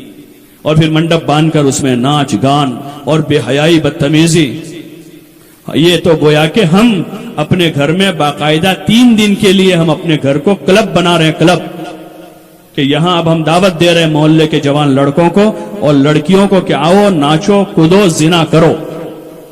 یہ ہم اپنے گھر کو اس کا سینٹر بنا رہے ہیں، سارا وبال اس گھر والوں پر آئے گا جنہوں نے منڈپ باندھ کر ان کو بلایا ہے، اور جتنے گناہ اس منڈپ میں ہوں گے ان سب کا وبال اس گھر پر آنے والا ہے۔ میں نے بارہا کہا کہ اللہ کے وہاں دیر ہیں، اس کے وہاں ڈھیل ہے، اپنے بندوں کو ڈھیل دیتا ہے۔ ان چیزوں سے بچیں، منڈپ نہ باندھے، کیا ضرورت ہے منڈپ باندھنے کی؟ ضرورت کیا ہے؟ منڈپ باندھیں گے بھیڑ زیادہ جمع ہو، اللہ کا فضل ہے بڑی بڑی مسجدیں ہیں ہمارے پاس، مجمع ہمارا زیادہ ہے، مسجد میں جائے گا، اور نکاح تو مسجد میں ہوتا ہے۔ اگر ہمارے کوئی باہر کے مہمان ہیں تو محلے کے 1-2 گھر والوں سے بات کر لیں کہ بھائی 1 دن کے لیے آپ اپنے گھر کے 2 کمرے ہمیں دیں۔ محلے میں کسی کا بڑا مکان ہے، بڑے مکان والوں کے پاس چلے جاوے کہ آپ کا مکان بڑا ہے، آپ کے 2-4 کمروں کی ہمیں 1 دن ضرورت رہے گی، باہر سے ہمارے 5-10 مہمان آ رہے ہیں، ان کو ٹھہرانا ہے، کھلانا ہے، پلانا ہے، ٹھیک ہے۔ باقی یہاں رہنے والوں کو کھلانا کوئی عقل مندی نہیں، نہ وہ کوئی عمل ہے شادی کے دن کھلانا۔ بھائی محلے کے لوگ ہمارے گھر کھا رہے ہیں، ان کو تو چاہیے کہ آج ہمارے گھر شادی ہے، وہ ہمارے تعاون بھائی تمہارے کوئی مہمان آوے تو ہم گھر لے جائیں گے۔ ہاں ولیمہ سنت ہے، تو ولیمہ جو ہے اس کی سنت ایسی ہے کہ ایک موقع پر تو حضور صلی اللہ علیہ وسلم نے سفر میں نکاح کیا، سفر میں رخصتی ہوئی، اور حضور علیہ السلام نے اعلان کیا کہ بھائی جس کے پاس جو ہے لے کر آ جاؤ۔ کوئی کھجور لایا، کوئی گھی لایا، کوئی پنیر لایا، کوئی شہد لایا، زمین میں گھڑا کھودا اور اس پر ایک چمڑا بچھایا، یعنی اس کو ایک برتن بنا دیا، گھڑا کھود کے چمڑا اندر ڈال کے، اور یہ سارا اندر رکھ کر اس کو اچھی طرح ہلا دیا اور حلوہ بنایا۔ حضور علیہ السلام نے صحابہ سے کہا کہ آؤ تمہاری امی کا ولیمہ کھا لو، اور وہ ولیمہ ہو گیا۔ تو ولیمے میں بھی دیگے پکانا ضروری نہیں ہے، ولیمے میں اپنے گھر کے 5-10 بھائی بہنوں کو بلا لیا، بھائی بہنوں کو بلا کر کھلا دیا، ولیمہ ہو گیا، ولیمہ ہو گیا۔ ورنہ کوئی اچھی چیز پر بھی برے طریقے سے جمع ہونا جائز نہیں ہے۔ مسجد میں عورتوں کو نماز کہہ رہا ہے کہ نماز تو فرض ہے، نماز فرض ہے، مسجد میں پڑھنے کا ثواب زیادہ ہے، با جماعت پڑھنے کا ثواب زیادہ ہے، پھر بھی علماء نے قرن اول سے تو عمر کے زمانے سے عورتوں کو مسجد میں آنے سے روک دیا، حالانکہ نماز پڑھنے کے لیے آنا تھا ان کو۔ بغیر محرم کے حج فرض ہیں، لیکن بغیر محرم کے عورت حج میں نہیں جا سکتی، اس پر چاہے حج فرض ہے، اس کو محرم زندگی بھر نہیں ملا اور مر جائے گی، وہ گنہگار نہیں ہوگی، اس لیے کہ اس کا محرم نہیں تھا ساتھ میں جانے والا۔ تو پھر شادیوں میں جمع کرنا اس کے اللہ کے واسطے گزارش، یہ بات آئے گی بار بار کہ ہم نے کھایا ہے، لوگوں کا کھلانا پڑے گا، ہم نے لوگوں کو دیا ہے تو پھر اس کا کیا ہوگا؟ ارے اللہ آپ کو برکت والی روزی دے دے گا، اللہ کے لیے سب کو جو دیا ہے وہ ہدیے کی نیت کر لو کہ ہم نے جو دیا ہدیہ ہے، اب ہمارے گھر میں نکاح ہوگا، ہم کسی سے کچھ نہیں لیں گے۔ ہاں نکاح کے علاوہ لوگ کوئی ہدیہ دے گا تو ہم اس کو قبول کریں، بھائی ہدیہ دے رہے ہیں، بہن دے رہی ہے، ماموں دے رہے ہیں، خالہ، اس کو ضرور لیں۔ باقی اس قسم کے رسم و رواج کو ختم کریں۔ منڈپ باندھنا اور منڈپوں میں ناچنا کودنا اور راستے روکنا کتنی عام ایذا ہے، یہ کتنی عام ایذا ہے کہ منڈپ باندھ کر راستے بند کر دیے ہیں، لوگ پریشان ہو رہے ہیں 2 دن تک 3 دن تک، اور ذرا شرم نہیں، ذرا حیا نہیں، کوئی کہہ نہیں سکتا ان کو کہ بھئی راستہ کھول دو۔ یہ تو دادا گیری اور ظلم ہے، خالی بے حیائی نہیں، ظلم ہے، ظلم، اور ظلم اللہ کے وہاں برداشت نہیں کیا جاتا ہے۔ راستے نہ روکیں، یہ اللہ کے راستے ہیں، لوگوں کے واسطے ہیں، وہ راستہ کوئی 1 منٹ کے لیے کسی کو حق نہیں کے راستے۔ نماز پڑھنے کے لیے راستہ نہیں روک سکتے ہیں، نماز پڑھنے کے لیے بھی راستہ نہیں روک سکتے ہیں۔ لوگ مسجد میں آوے، اپنی جگہ بناوے، جگہ نہیں ہے تو دوسری جماعت کر لے مسجد میں، اس کی فقہا نے اجازت دے دی کہ بھئی دوسری جماعت کر لی جاوے، لیکن راستہ روکنے کی اجازت نہیں دی نماز پڑھنے کے لیے۔ تو شادی کے منڈپ میں بے حیائی کرنے کے لیے راستہ روکیں گے؟ اللہ کے لیے ان چیزوں سے پرہیز کریں۔ جتنے بھی رواجات ہیں جو رواج ہے سنت پر لاوے. اگر سادگی کی نیت کر لی اور حضور کے اتباع کی نیت کر لی ہے تو انشاءاللہ یہ سارے کام آسان ہو جائیں گے. اس لیے اس سے بچیں. منگنی کے زمانے میں فون نہ دیں لڑکے لڑکیوں کو. اگر ہیں لڑکی کے پاس تو لے لیں. جوان بچیوں کو فون کی کیا ضرورت ہے؟ سوائے فساد کے کچھ نہیں ہے. اپنی بچیوں کو فون نہ دیں. ان کو سمجھا بجھا کر لے لیں. نہ مانے تو زبردستی لے. پہلے سمجھاوے بجھاوے. نہیں مانتے ہیں زبردستی ان سے لے لیں. بھائیوں سے میری گزارش ہے, ماؤں سے گزارش ہے, دادیوں نانیوں سے گزارش ہے کہ وہ اپنی بہنوں سے, اپنی بیٹیوں پوتیوں سے ان کے ہاتھ سے فون لے لیں. یہ سوائے ان کو فساد کے راستے پر لے جانے کے اور کچھ نہیں. ان کو فون نہ دے. منگنی کر کے اپنے داماد کو فون نہ دے. اپنے گھر کے کسی کا نمبر سختی سے کہیں منگنی کرنے والوں سے کہ بھئی دیکھو منگنی ہوئی ہے, شادی نہیں ہے. آپ کی بیٹی ہمارے گھر نہیں آئے گی اور ہمارا بیٹا آپ کے گھر نہیں آئے گا. آپ کے یہاں شادی ہوگی تو مسجد میں شریک ہو جائے گا, آپ کے گھر نہیں آئے گا. عید کا دن ہوگا, منگنی کا دن ہوگا, آپ کے یہاں جنازہ ہوگا تو جنازے میں شریک ہو جائے گا وہ. اور آپ کے گھر جنازہ ہوگا تو ہماری بیٹی نہیں آئے گی, ہم آئیں گے تعزیت میں. جنازے کے پہ ہماری دادی بیمار ہے, آخری ان کا منہ دیکھنے کا ہے تو بہو کو لے جائے, پھر ان کی تمنا ادھور. ارے ان کی تمنا تو ابھی کلمے کی کراوے, ابھی تو کلمہ تلقین کرنے کا وقت ہے, بہو دکھانے کا وقت ہے یہ. تو اس لیے لے جا رہے ہیں. اور بہو دیکھنے کے لیے ان کے گھر کے لڑکے جمع ہوئے ہیں کہ ابھی آنے والی ہے وہ, اور لڑکے کے دوست جمع ہو رہے ہیں کہ اس کی بہو آ رہی ہے ابھی. بے حیائی کے تماشے ہیں سارے. اللہ کے واسطے اللہ سے ڈریں, حیا کریں. منگیتر ابھی جو ہے وہ نکاح میں نہیں گئی ہے, وہاں تک وہ نہ بیوی ہے نہ وہ اس کا شوہر ہے. نہ ان کو فون دے, نہ فون سے بات کرنے کی اجازت ہے, نہ وہ ایک دوسروں کو اب دوسری بار دیکھ سکتے ہیں. ایک مرتبہ منگنی کرنے کے واسطے دیکھا, دیکھ لیا, ایک نظر دیکھنے کی جو اجازت ہے, اس کے بعد اب ایک دوسروں کو نہیں دیکھ سکتے, وہ بات نہیں کر سکتے, خوشی غمی میں ایک دوسروں کے شریک نہیں ہو سکتے. اس لیے اس کی کوشش کریں. ابتدا اچھی ڈالیں, بنیادیں اچھی ڈالیں. شادی کے بعد کے جو رواج, شادی میں جو رسم و رواج ہے اس سے پرہیز کریں. شادی کے بعد, شادی کے دنوں میں ناچنا کودنا گانا سنگیت بجانا. حضور علیہ السلام فرما رہے ہیں کہ مجھے دنیا میں اللہ نے بھیجا ہے کہ میں سنگیت کو مٹا دوں دنیا سے. سنگیت اور موسیقی کو مٹانے کے لیے آیا. اور ویڈیو بنانا, تصویر لینا ہمارے فقہا کے نزدیک جائز نہیں ہے, حرام کام ہے یہ. اور فضائل میں بھی روایت ہے کہ اللہ پاک قیامت کے دن سب سے پہلے تصویر والوں کو چن چن کر جہنم میں ڈالے گا. ان سے کہا جائے گا جو تصویریں تم نے بنائی اس میں جان ڈالو. اتنا بڑا جرم ہے. ہاں, فوٹو نہ لیں موبائل میں, نہ بچوں کے نہ بچیوں کے. یہ جائز کام نہیں ہے. کوئی کام عام ہو جانے سے جائز نہیں ہو جاتا ہے. ویڈیو بنانا جائز نہیں ہے. اور یہ بے حیائی کی حد ہو گئی, بے حیائی کی حد ہو گئی کہ لڑکی رخصت ہو رہی رات میں 12 بجے اس کا ویڈیو بن رہا ہے. ذرا تو شرم کریں. آج سے 10 سال پہلے تک ہمارے یہاں کا عرف یہ تھا کہ رات میں 12 ساڑھے 12 بجے جب سب لوگ سو جاتے تھے, پورا محلہ سو جاتا تھا, جس بچی کو رخصت ہونا ہے اس کے گھر کے سب لوگ سو جاتے تھے, تو چپکے سے 2 عورتیں آ کر سامنے شوہر کے وہاں سے اس عورت کو رات کے اندھیرے میں رکشے میں بٹھا کر یا گاڑی میں بٹھا کر چپ چاپ لے جاتے تھے. اس گھر کے اس شوہر کے بھائیوں کو بھی پتہ نہیں ہوتا تھا کہ آج ہمارے بھائی کی رخصتی ہے. اس لڑکی کے بھائیوں کو پتہ نہیں ہوتا تھا کہ آج ہمارے بہن کی رخصتی ہے. اس طرح رخصت کرتے تھے اتنی حیا کے ساتھ.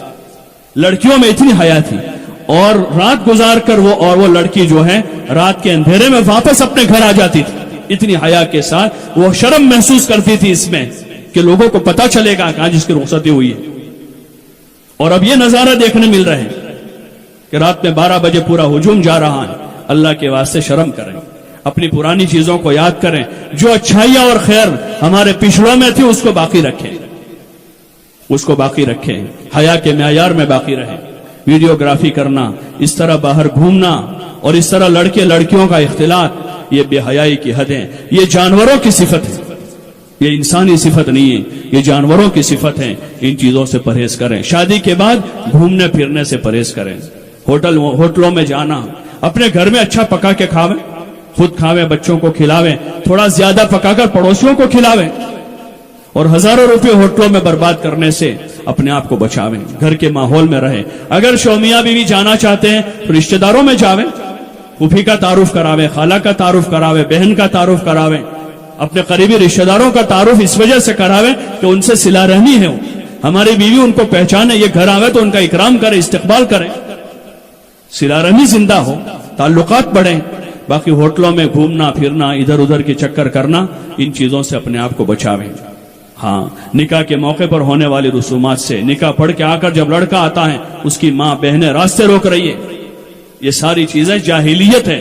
حضور علیہ السلام نے آ کر جاہلیت کو دنیا سے ختم کیا اور دنیا کو ایک نورانی طریقہ دیا, ایک نورانی طریقہ دیا جس میں نکاح ہو, خوشی ہو, غمی ہو, عید ہو, ان سارے موقع پر اللہ کی رحمتیں اتروانے کا راستہ دیا. اگر ہم اس کو حضور والے طریقے پر باقی رکھیں گے, اللہ کے حکم پر رکھیں گے, تو اللہ کی طرف سے رحمتیں اترے گی, اللہ کی طرف سے برکتیں آئے گی, اور حضور کے طریقے کے اتباع کی وجہ سے آپس میں محبتیں ہوگی, مودتیں ہوگی. صبر کا سبق لے کر بہو آئی ہے, محبت سے رہے گی, لڑائیاں نہیں کرے گی, وہ جھگڑے نہیں کرے گی. ماؤں سے گزارش ہے کہ بیٹیوں کو یہ سکھاویں کہ لڑنا نہیں ہے, جھگڑنا نہیں ہے, صبر کرنا ہے. کوئی تکلیف پڑ جاوے تو صبر کے ساتھ اللہ سے کہیں, شکایت نہ کرے اس کی. اپنے خاندان والوں کی بہو, اپنے ساس کی, اپنے خسر کی عزت کریں, اپنے شوہر کی عزت کریں, اس کو اپنے سر کا تاج سمجھیں, اس کی خدمت کریں, اس کے سامنے باندھی بن کے رہیں. یہ وصیت نصیحتیں اس کے ساتھ ہو تاکہ ان کی زندگیاں سازگار ہو. انشاءاللہ اگر ان رسوم و رواج کو ختم کر کے سنت والی زندگیوں کو گھروں میں, خاندانوں میں, اپنے نکاحوں میں خوشی غمی میں لانے کی کوشش کریں گے تو اللہ کی ذات سے امید ہے انشاءاللہ ہمارے گھر جنت بن جائیں گے, تو گھروں میں عافیت آ جائے گی اور ہم لوگوں کے لیے مثال بنیں گے. ابھی تک بھی اللہ کا فضل ہے کہ پرانی کچھ ہماری قوم کی قربانیاں اور کچھ ان صفتوں کی وجہ سے آج بھی دنیا بھر میں جاتے لوگ یاد کرتے ہیں, ان صفتوں سے یاد کرتے ہیں کہ ہم آپ کے یہاں آئے تھے تو ہم نے یہ دیکھا, آپ کے یہاں یہ خوبی دیکھی, آپ کے یہاں یہ خوبی دیکھی, آپ کے یہاں کے لوگوں نے ایسی خدمت کی, آپ کے یہاں ایسے اجتماعات ہوئے, آپ کے یہاں ایسے تعلیم کا, ایسے مکاتب کا ماحول ہے. یہ اللہ کا فضل ہے, اس کو باقی رکھیں, لوگوں کے اس حسن زن کو باقی رکھیں, وہی اچھی چیز ہمارے یہاں سے پھیلے, بلکہ ہم اس کے لیے عملی نمونہ بنیں. ہمارے گھر, ہمارے محلے, ہماری بستیاں, ہماری اولادیں, ہماری لڑکیاں, ہمارے جوان لڑکے لڑکیاں اس میں دنیا کے لیے نمونہ بنیں. اس کی مزید کوشش کریں کہ جو پچھلا ریکارڈ اچھا ریکارڈ ہے کہ لوگوں کی نظر میں ہماری عزت اور قدر ہے, ہمارے یہاں کی دینداری کی وجہ سے, علم کی وجہ سے اور ہمارے عورتوں کی خدمت کے جذبے کی وجہ سے اس میں مزید اضافہ ہو, اور اللہ کی نظر میں بھی ہماری یہ خدمتیں اور ہماری یہ محنتیں, کوششیں قابل قبول ہو کر اللہ ہم سے راضی ہو کر قیامت کے میدان میں وہ کہہ دے کہ یہ ہمارے بندے بھلے بندے ہیں, محنت کر کے آئے ہیں, کام کر کے آئے ہیں, دنیا میں خیر کا ذریعہ بن کر آئے ہیں, اور اللہ ہمارا اکرام کر دے, استقبال کر دے. اس کی ہم کوشش کریں. اس کے لیے گزارش ہے کہ علماء اپنی سطح سے مسجد کی سطح پر انفرادی اجتماعی محنت کر رہے ہیں, لیکن یہ صرف مردوں کا کام نہیں ہے. جب تک عورتیں اس محنت میں شریک نہیں ہوگی وہاں تک یہ چیز قابو میں نہیں آئے گی. اس لیے آپ ماں بہنوں سے ہماری گزارش ہے, یہ اور اس کے علاوہ جو کچھ اور ہے جو سنت کے خلاف ہیں وہ ہماری کامیابی کا ذریعہ نہیں ہے, چاہے وہ کچھ بھی ہو. اس لیے آپ ماں بہنوں سے ہماری گزارش, آپ بھی اس کی کوشش کریں اپنے اپنے ماحول میں, اپنے گھروں میں, اپنے خاندانوں میں, اپنے محلوں میں, اپنے ملنے جلنے والوں میں, اپنی جان پہچان والوں میں, جہاں شادی ہو, منگنی ہو یا دیگر زندگی کے جن امور سے متعلق مذاکرہ ہوا اور جو باتیں مذاکرے میں آنا رہ گئی لیکن آپ ہم سے زیادہ جانتی ہو, تو اس میں آپ خود خیر کی داعی بنیں, ایک دوسروں کو سمجھاویں, سمجھانے میں کمی نہ کریں. ہاں محبت سے سمجھاویں, تانے نہ دیں, محبت سے سمجھا. ہم بھی پاک صاف نہیں ہیں, ہم بھی گنہگار ہیں. دوسروں کو اپنے سے افضل سمجھ کر ان سے بات کریں کہ ہم سے تو آپ اچھے ہی ہو, تم نماز کے پابند ہو, سب کچھ کرتے ہو, لیکن تھوڑا سا یہ ہو رہا ہے, غلط ہو رہا. آپ کا گھر تو قربانی والا گھر ہے, آپ کا گھر علم والا گھر ہے, آپ کی دادا دادی تو بڑے نمازی تھے, پرہیزگار تھے, آپ کا گھر کی چھاپ اچھی ہے. ان کی قدر عزت کے ساتھ, ان کے احترام کے ساتھ بات کریں اور جم کر بات کریں. عورتیں سمجھاوے ایک دوسروں کو, اس میں مایوس نہ ہو. لوگ ناراض ہو جائیں گے, اس کی پرواہ نہ کریں, تو ہم سے ناراض ہو جائیں گے. شادی کے مہینے پہلے چیزیں شروع ہو جاتی ہیں, اسی وقت سے سمجھانا شروع کریں. مایوس نہ ہو, نا امید نہ ہو, 2 رکعت پڑھیں, دعا مانگے کہ اللہ ان کے دل میں تو بات ڈال دے, ان کو سادگی پر لیا. اور دیگر جس قسم کے خرافات ہیں, رسومات ہیں, تو ان رسومات میں ایک دوسروں کو روکنے کی بات کریں, خیر کی دعوت دیں, نماز پڑھنے کی, ذکر کرنے کی, قرآن پڑھنے کی, پردہ کرنے کی, جوان بچیوں کو سمجھاویں, بچوں کو پڑھانے کی, بچوں کی تربیت کی دعوت دیں. جو یعنی شادی شدہ جوڑوں میں جھگڑے ہیں ان بچیوں کو سمجھاویں. مرد نہیں مانتے, کوئی ماں ہے, کوئی بہن ہے, کوئی پھوپھی ہے, کوئی خالہ ہے, وہ ان کو سمجھاویں. ناچاکیاں ہیں, آپس میں ایک دوسروں کو خیر کے داعی بنیں, خیر کی بات کریں, جہاں کہیں اچھی بات کریں, ہمدردی سے بات کریں. تو انشاءاللہ اللہ کی ذات سے امید ہے سب اس کام میں لگ جائیں گے تو یہ مسئلہ منٹوں میں حل ہو جائے گا، دنوں کی ضرورت نہیں پڑے گی۔ اور اگر سب یہ کہہ کر چھوڑ دیں گے کیا کرے کوئی مانتا تو ہے نہیں، کیا کرے کوئی سمجھتا تو ہے نہیں، اچھے لوگ ایسا کرتے ہم کیا کریں، تو اگر ایسا ہوگا تو پھر وہ بات ویسی رہے گی، یہ برائیاں بڑھتی جائے گی۔ اس لیے آپ ماں بہنوں سے ہماری گزارش ہے، بھائیوں سے بھی ہماری گزارش ہے کہ اس کو اپنے اپنے ماحول میں، اپنے گھروں میں خوب اس کو ختم کرنے کی اپنے بس کی محنت کریں۔ روزانہ جو ہے عام دنوں میں سال بھر اپنے گھروں میں فضائل کی تعلیم کریں، صحابہ کے واقعات سناویں، ذکر و تلاوت، عبادت اور اعمال کی فضا بنے، اس کی کوشش کریں۔ محلوں میں جو چارپائیاں لگتی ہیں، باہر کھاٹوں پر، ہوٹلوں پر جو عورتیں بیٹھتی ہیں، ان کو سمجھائیں کہ بیٹا اندر چلی جاؤ۔ یہ جتنے پیسے شادیوں میں خرچ کرتے ہیں، اپنے چھت پر ایک کمرہ بنا دے کھلا ہوادار، تاکہ پردہ بھی ہو، ہوا میں بیٹھنا بھی ہو، سونا ہو تو سو بھی سکے، کسی طرف سے کوئی غیر محرم کی نظر بھی نہ پڑے۔ پرانے جو پردے والے علاقے ہیں یو پی وغیرہ میں، جو پرانی تہذیب ہے، اس میں یہ چیز ہے، جن کا چھوٹا گھر ہوتا ہے وہ گھر کی چھت پر چار دیواری اونچی بنا لیتے ہیں تاکہ اوپر عورتیں بیٹھ سکیں، اور جن کا بڑا گھر ہوتا ہے وہ کمپاؤنڈ بنا لیتے ہیں اونچی دیوار کا 10-12 فٹ کا، تاکہ کسی غیر محرم کی نظر نہ پڑے اور ماں بہنیں اپنے ہی گھر میں اپنی ضرورتیں پوری کر لیں۔ تو اس لیے اس کی کوشش کریں، ایک دوسروں کو سمجھاویں، نماز عام ہو اس کی کوشش کریں، کوئی بے نمازی نہ رہے۔ ان شادیوں منگنیوں میں دیکھتے ہیں کہ بن سج کر اب وہ عورت گئی ہیں تو وہ عصر سے لے کر عشاء تک، اور عشاء کے بعد دیر تک جاگے ہیں تو فجر بھی 4-4 5-5 نمازیں نمازی عورتوں کی قضا ہو جاتی، اور جو نہیں پڑھتی ان کا تو مسئلہ ہی نہیں ہے۔ تو اس لیے ان ساری چیزوں سے توبہ کریں۔ نماز کا چھوٹنا بہت بڑا گناہ ہے، اللہ کی زمین پر سب سے بڑا گناہ کفر شرک کے بعد نماز چھوڑنا ہے۔ تو اس لیے آپ ماں بہنوں سے ہماری گزارش ہے کہ آپ بھی اپنے اپنے ماحول میں اس کی دعوت دیں، گھروں میں تعلیم کے راستے سے ایک فضا بنانے کی کوشش کریں۔ محلوں میں ہفتہ واری تعلیمیں ہوتی ہیں تو وہاں شریک ہوں، 15 دن میں اکثر جگہوں پر بیانات ہوتے ہیں علماء کے ذریعے سے، وہاں شریک ہوں، تاکہ دین کی باتیں ہمارے کہنے سننے کا جتنا ماحول بنے گا انشاءاللہ اس راستے سے برائیاں اللہ پاک اس کو ختم کر دے گا۔ ہاں، دعوت کے راستے سے، دین کی محنت کے راستے سے کفر و شرک ختم ہوا ہے دنیا سے۔ یورپ اور امریکہ کی لڑکیاں پردے میں آ گئی، وہاں خرافات کی انتہا نہیں تھی، وہاں حضور کا طریقہ زندہ ہو رہا ہے۔ اللہ کی ذات سے امید، ہمارے پہلے سے ہمارے پچھلوں نے بڑی محنتیں کی ہیں، پہلے ہی سے محنتیں چل رہی ہیں، مردوں نے محنت کی ہیں، عورتوں نے محنت کی ہیں۔ اللہ پاک کسی محنت کو رائے گا نہیں کرتا۔ تھوڑی غفلت ہو جاتی ہے تو شیطان جگہ بنا لیتا ہے، نفس ہر ایک کے ساتھ لگا ہوا ہے۔ ہماری جو غفلت ہوئی ہے اس پر ہم سب معافی مانگے اللہ سے، سب توبہ کریں، ہم سب توبہ کریں کہ اللہ ہماری بھول ہوئی، ہماری غفلتیں ہو گئی ہیں کہ ان باتوں میں ہم نے اب تیرے دین کا، حضور کے طریقے کا خیال نہیں رکھا، اور یہ ہم سے غفلت ہوئی ہے۔ یا اللہ ہمیں معاف کر دے، ہماری پوری قوم کو معاف کر دے، اور پوری امت کو یا اللہ معاف کر دے۔ جہاں جہاں یہ برائیاں اور جرائم نے جگہ لی ہیں یا اللہ ہم سب کو معاف فرما کر اب آگے ہمیں تیری مرضی کے مطابق حضور صلی اللہ علیہ وسلم کے مبارک طریقے پر زندگی گزارنے کی تو ہمیں توفیق نصیب فرما دے۔ اس کے لیے ہر فرض نماز کے بعد دعا بھی مانگے، اور بھی جو مواقع ہیں، موقع ملے اللہ سے مانگے بھی، صدقہ بھی دیں، اور سمجھنے سمجھانے میں بھی کمی نہ کریں۔ انشاءاللہ اگر یہ رخ اختیار کیا گیا تو یہ ساری برائیاں اور جتنے قسم کے رسومات اور رواج ہیں اللہ پاک ان کو اپنے فضل سے ختم کرے گا، اور ہمیں اپنے حضور صلی اللہ علیہ وسلم والی مبارک دین کی وہ اصل شکل اللہ پاک نصیب کرے گا جو اللہ چاہتا ہے۔ اس کے لیے اس کی نیت بناوے، ارادے کریں، عزائم کریں، اور یہ عزائم کے ساتھ، ان ارادوں کے ساتھ اپنے گھروں پر جاوے۔ اللہ پاک عمل کی توفیق عطا فرمائے۔ સ્ટેજનો પોઈન્ટ બાકી રહી ગયો છે ને જો શાદી હોય મોહલ્લાના ઇમામને ઇત્તિલા દે। کچھ چیزیں جو علماء کرام نے جمع کی تھی، کچھ چیزیں میں نے عرض کر دی ہیں۔ ایک بات ابھی مزید یہ کہ آج کل جو شادی میں سٹیج بناتے ہیں، دلہا دلہن کو بٹھاتے ہیں، مرد عورتیں وہاں جمع ہوتی ہیں، یہ تو ایک زمانے میں فلمی لوگ کرتے تھے خالی، اور اس کو لوگ برا کہتے کہ کیوں کھوٹو قوم کر اپنی زبان کے بھاڑے باڑی ابھی تر بیخے لوگوں قومی تماشا کریں، تو ایسا لوگ کہتے تھے، اور ایسا کہنے والی ابھی بھی موجود ہیں کہ کتنی بے حیائی ہے۔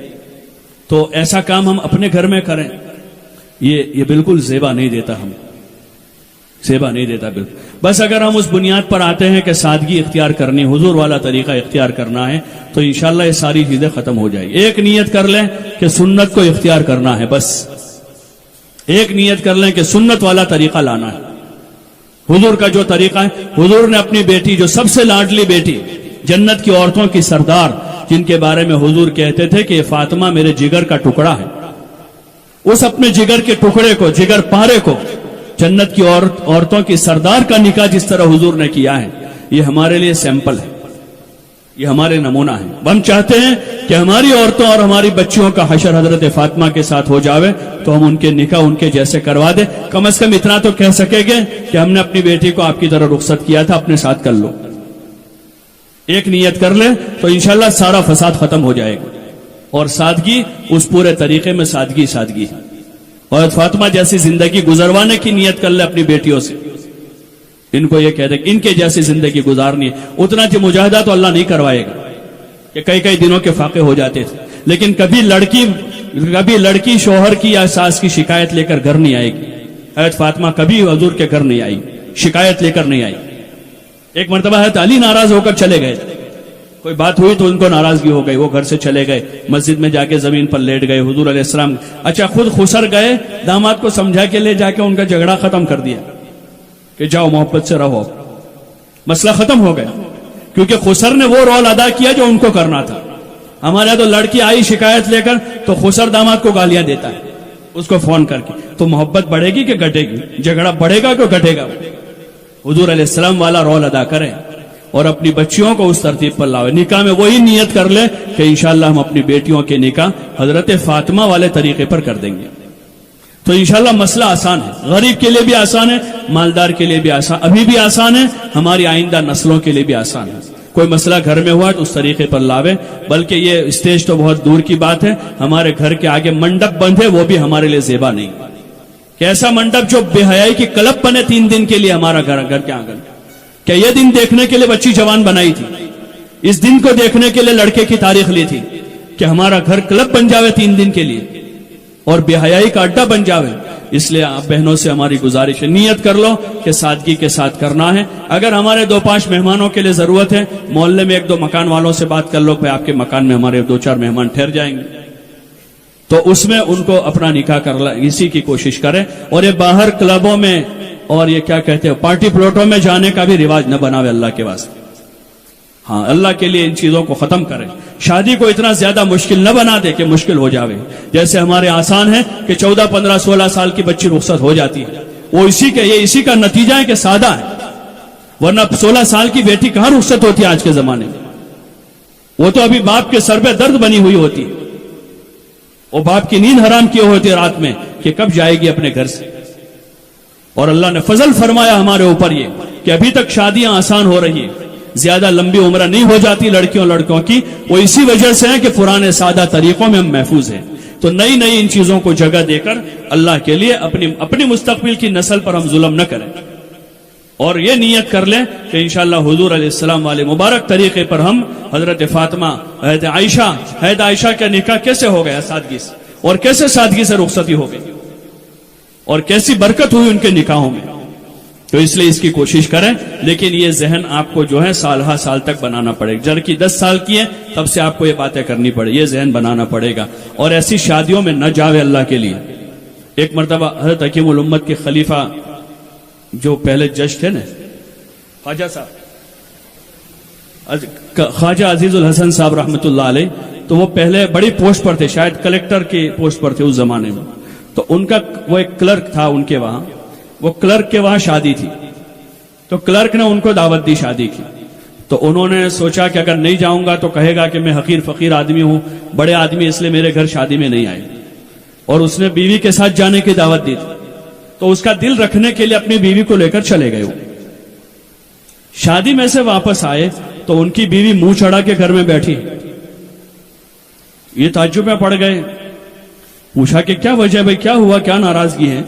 तो कहने लगी कि वो तुम्हारा क्लर्क और उसके घर में तो ये चीजें और उसकी बीवी के पास ऐसे कपड़े, और तुम कलेक्टर होकर मुझे सारा नहीं दिलाते हो। तो एक जगह हमारी बच्ची शादी में जा रहे हैं कि मेरी सहेली है, हमारी रिश्तेदार है, अब वहां वो सारा तमाशा देख कर आ रही है, उसके दिल में वो जज्बे बन रहे हैं अभी से। आपकी बहू जा रही है, वो वहां सारा तमाशा देख कर आ रही है। ऐसी शादियों में शरीक न हो। ऐसे रिश्तेदारों से हाथ जोड़ के माजरत कर दें, उनको 500 के बजाय 100-1000 रुपए का हदिया भेज दें। 500 देने के थे, 1000 भेज दें, लेकिन ऐसी शादियों में शरीक न हो। ऐसी शादियों में जाना जो है वो गुनाह के अलावा कुछ नहीं है। اللہ کو ناراض کرنے کے علاوہ کچھ نہیں، چاہے وہ سکی بہن کیوں نہ ہو.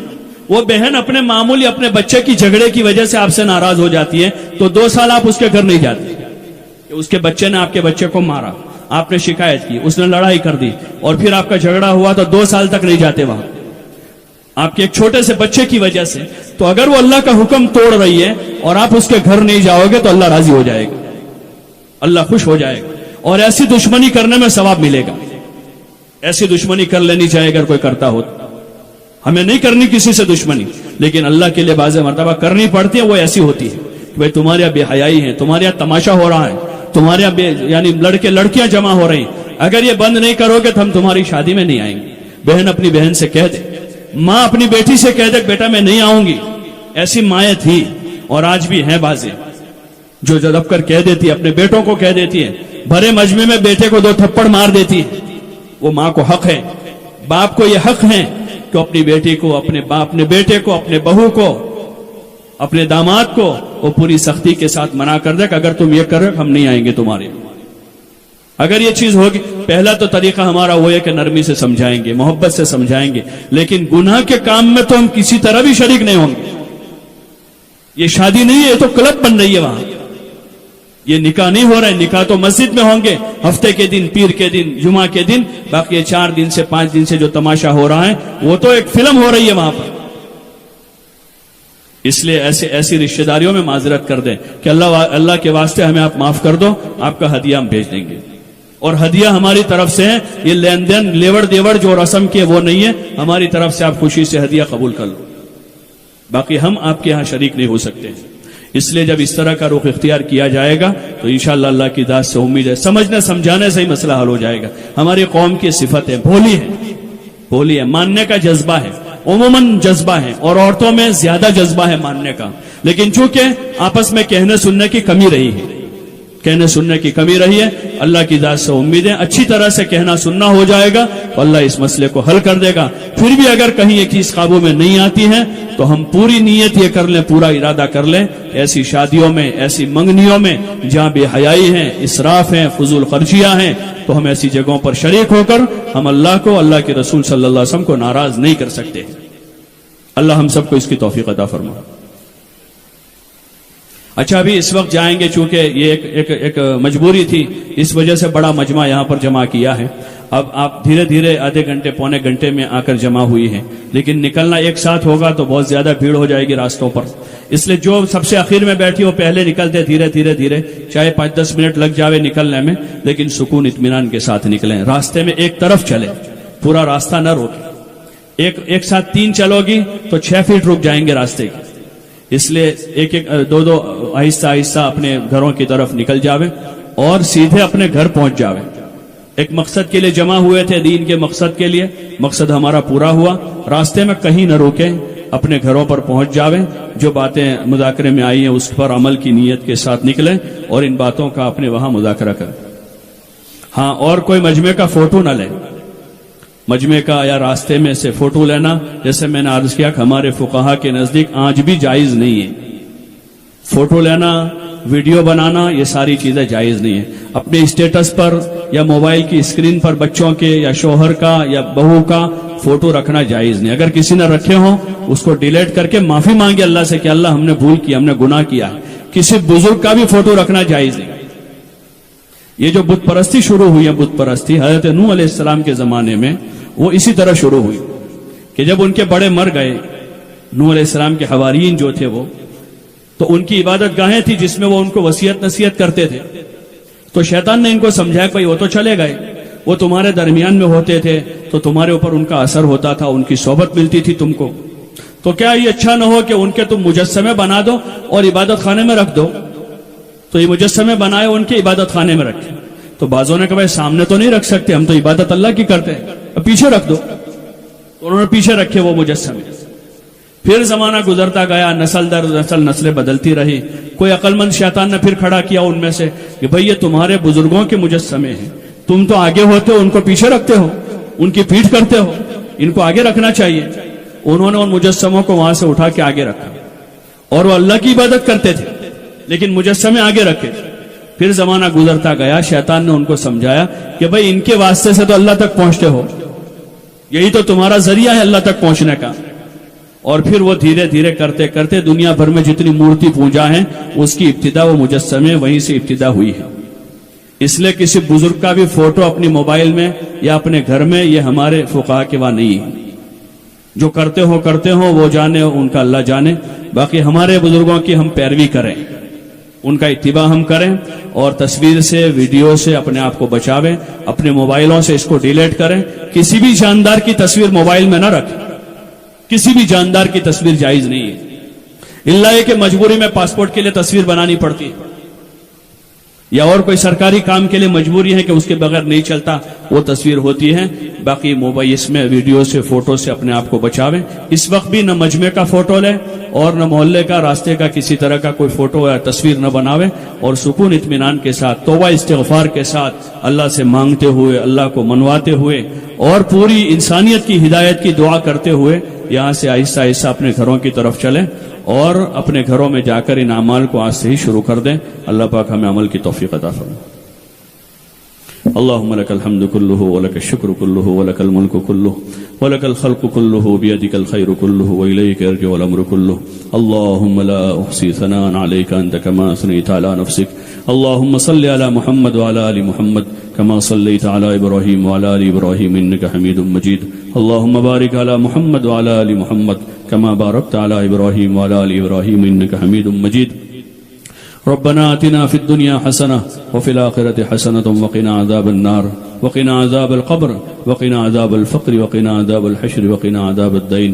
ربنا هب لنا من أزواجنا وذرياتنا قرة أعين واجعلنا للمتقين إماما.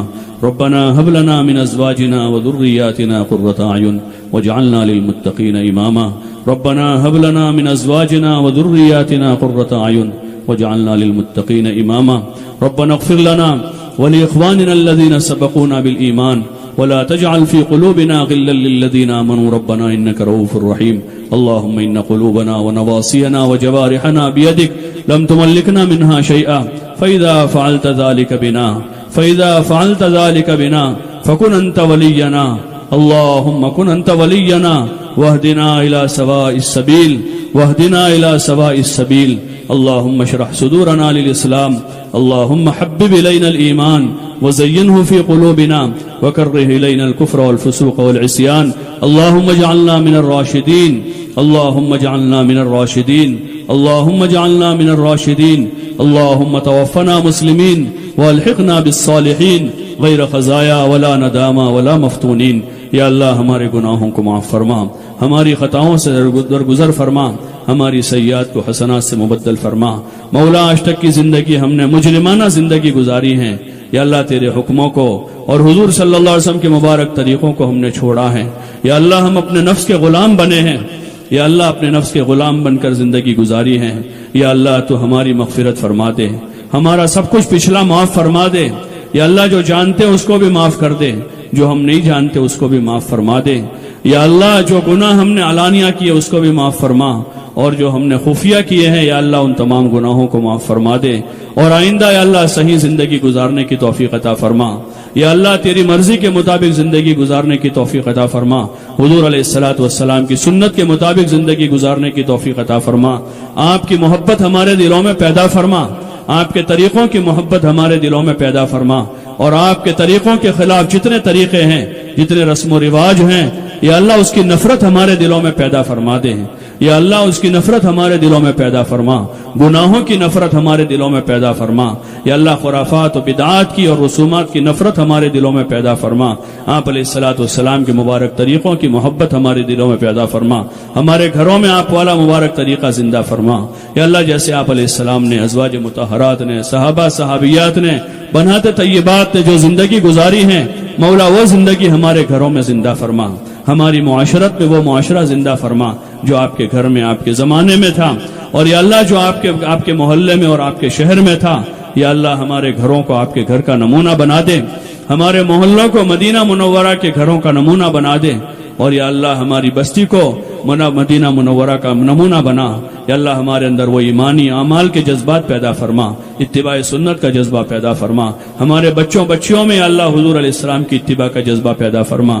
جو رسومات اور رواجات نے مولا غلط جگہ پکڑ لی ہیں یا اللہ اس کو تو عافیت کے ساتھ ختم فرما۔ یا اللہ اس کو ختم کرنے والی ذات تو تیری ہی ذات ہیں۔ یا اللہ ہماری ان محنتوں، کوششوں، کاوشوں کو اپنی بارگاہ میں قبول فرما، اور یا اللہ ان تمام رسومات سے ہمارے گھروں کو پاک فرما، ہمارے محلوں کو پاک فرما، ہمارے شہر کو پاک فرما، اور یا اللہ پوری دنیا سے ان تمام قسم کے رسومات کو عافیت کے ساتھ ختم فرما دے۔ یا اللہ عافیت کے ساتھ ختم فرما دے۔ زندگی کے سارے کام یا اللہ حضور کے طریقے پر حیا کے ساتھ، سادگی کے ساتھ، اور یا اللہ آپ کے مبارک طریقے پر کرنے کی ہمیں توفیق نصیب فرما دے۔ یا اللہ ہمیں زندگی تیری منشا کے مطابق گزارنے کی توفیق عطا فرما، پانچوں وقت کی نمازوں کی پابندی کی توفیق عطا فرما، ہمارے گھروں میں ذکر، تلاوت، عبادت اور اعمال کی فضا قائم فرما۔ یا اللہ ہمیں نفع والا علم عطا فرما، ہمیں نفع والا علم عطا فرما، گمراہی اور ضلالت والے علم سے ہماری حفاظت فرما، ہمارے بچوں بچیوں کی حفاظت فرما، جتنے ہمارے بچے بچیاں یا اللہ دینی علم حاصل کر رہے ہیں سب کو نفع والا علم عطا فرما۔ یا اللہ جو سیکھا ہے اس پر عمل کی توفیق عطا فرما، اور جو ابھی نہیں سیکھا ہے یا اللہ وہ اپنے فضل سے ہمیں سکھا دے، ہمارے علم میں اضافہ فرما، قرآن و حدیث کا ہمیں فہم نصیب فرما، وحی کی برکات سے ہمیں مالا مال فرما۔ یا اللہ وحی کی برکات سے ہمیں مالا مال فرما، اپنا دھیان ہمیں نصیب فرما، تقوی اور طہارت نصیب فرما، عفت اور پاک دامنی نصیب فرما۔ یا اللہ عفت اور پاک دامنی ہمیں نصیب فرما، حیا کو پوری دنیا میں عام فرما۔ یا اللہ ایک ایک مسلمان بیٹی کو، ایک ایک مسلمان خاتون کو یا اللہ وہ پردہ کرنے کی توفیق عطا فرما جو تو چاہتا ہے۔ یا اللہ حیا کی عمومی فضائیں قائم فرما، بے حیائی کو ختم فرما۔ یا اللہ بے حیائی کو عافیت کے ساتھ ختم فرما، یا اللہ بے حیائی کو عافیت کے ساتھ ختم فرما، اکرام اور ایثار و ہمدردی کی فضا قائم فرما، ایک دوسروں کے حق ادا کرنے کی توفیق عطا فرما، آپس میں محبتیں مودتیں پیدا فرما۔ یا اللہ ہر مسلمان کا حق ادا کرنے کی ہمیں توفیق عطا فرما، جن بھائی بہنوں کے جو حق ہمارے ذمے ہیں مولا موت سے پہلے ادا کرنے کی توفیق عطا فرما، کسی کے حق میں ہمیں ماخوذ نہ فرما، ہمیں حسن اخلاق کا پیکر بنا۔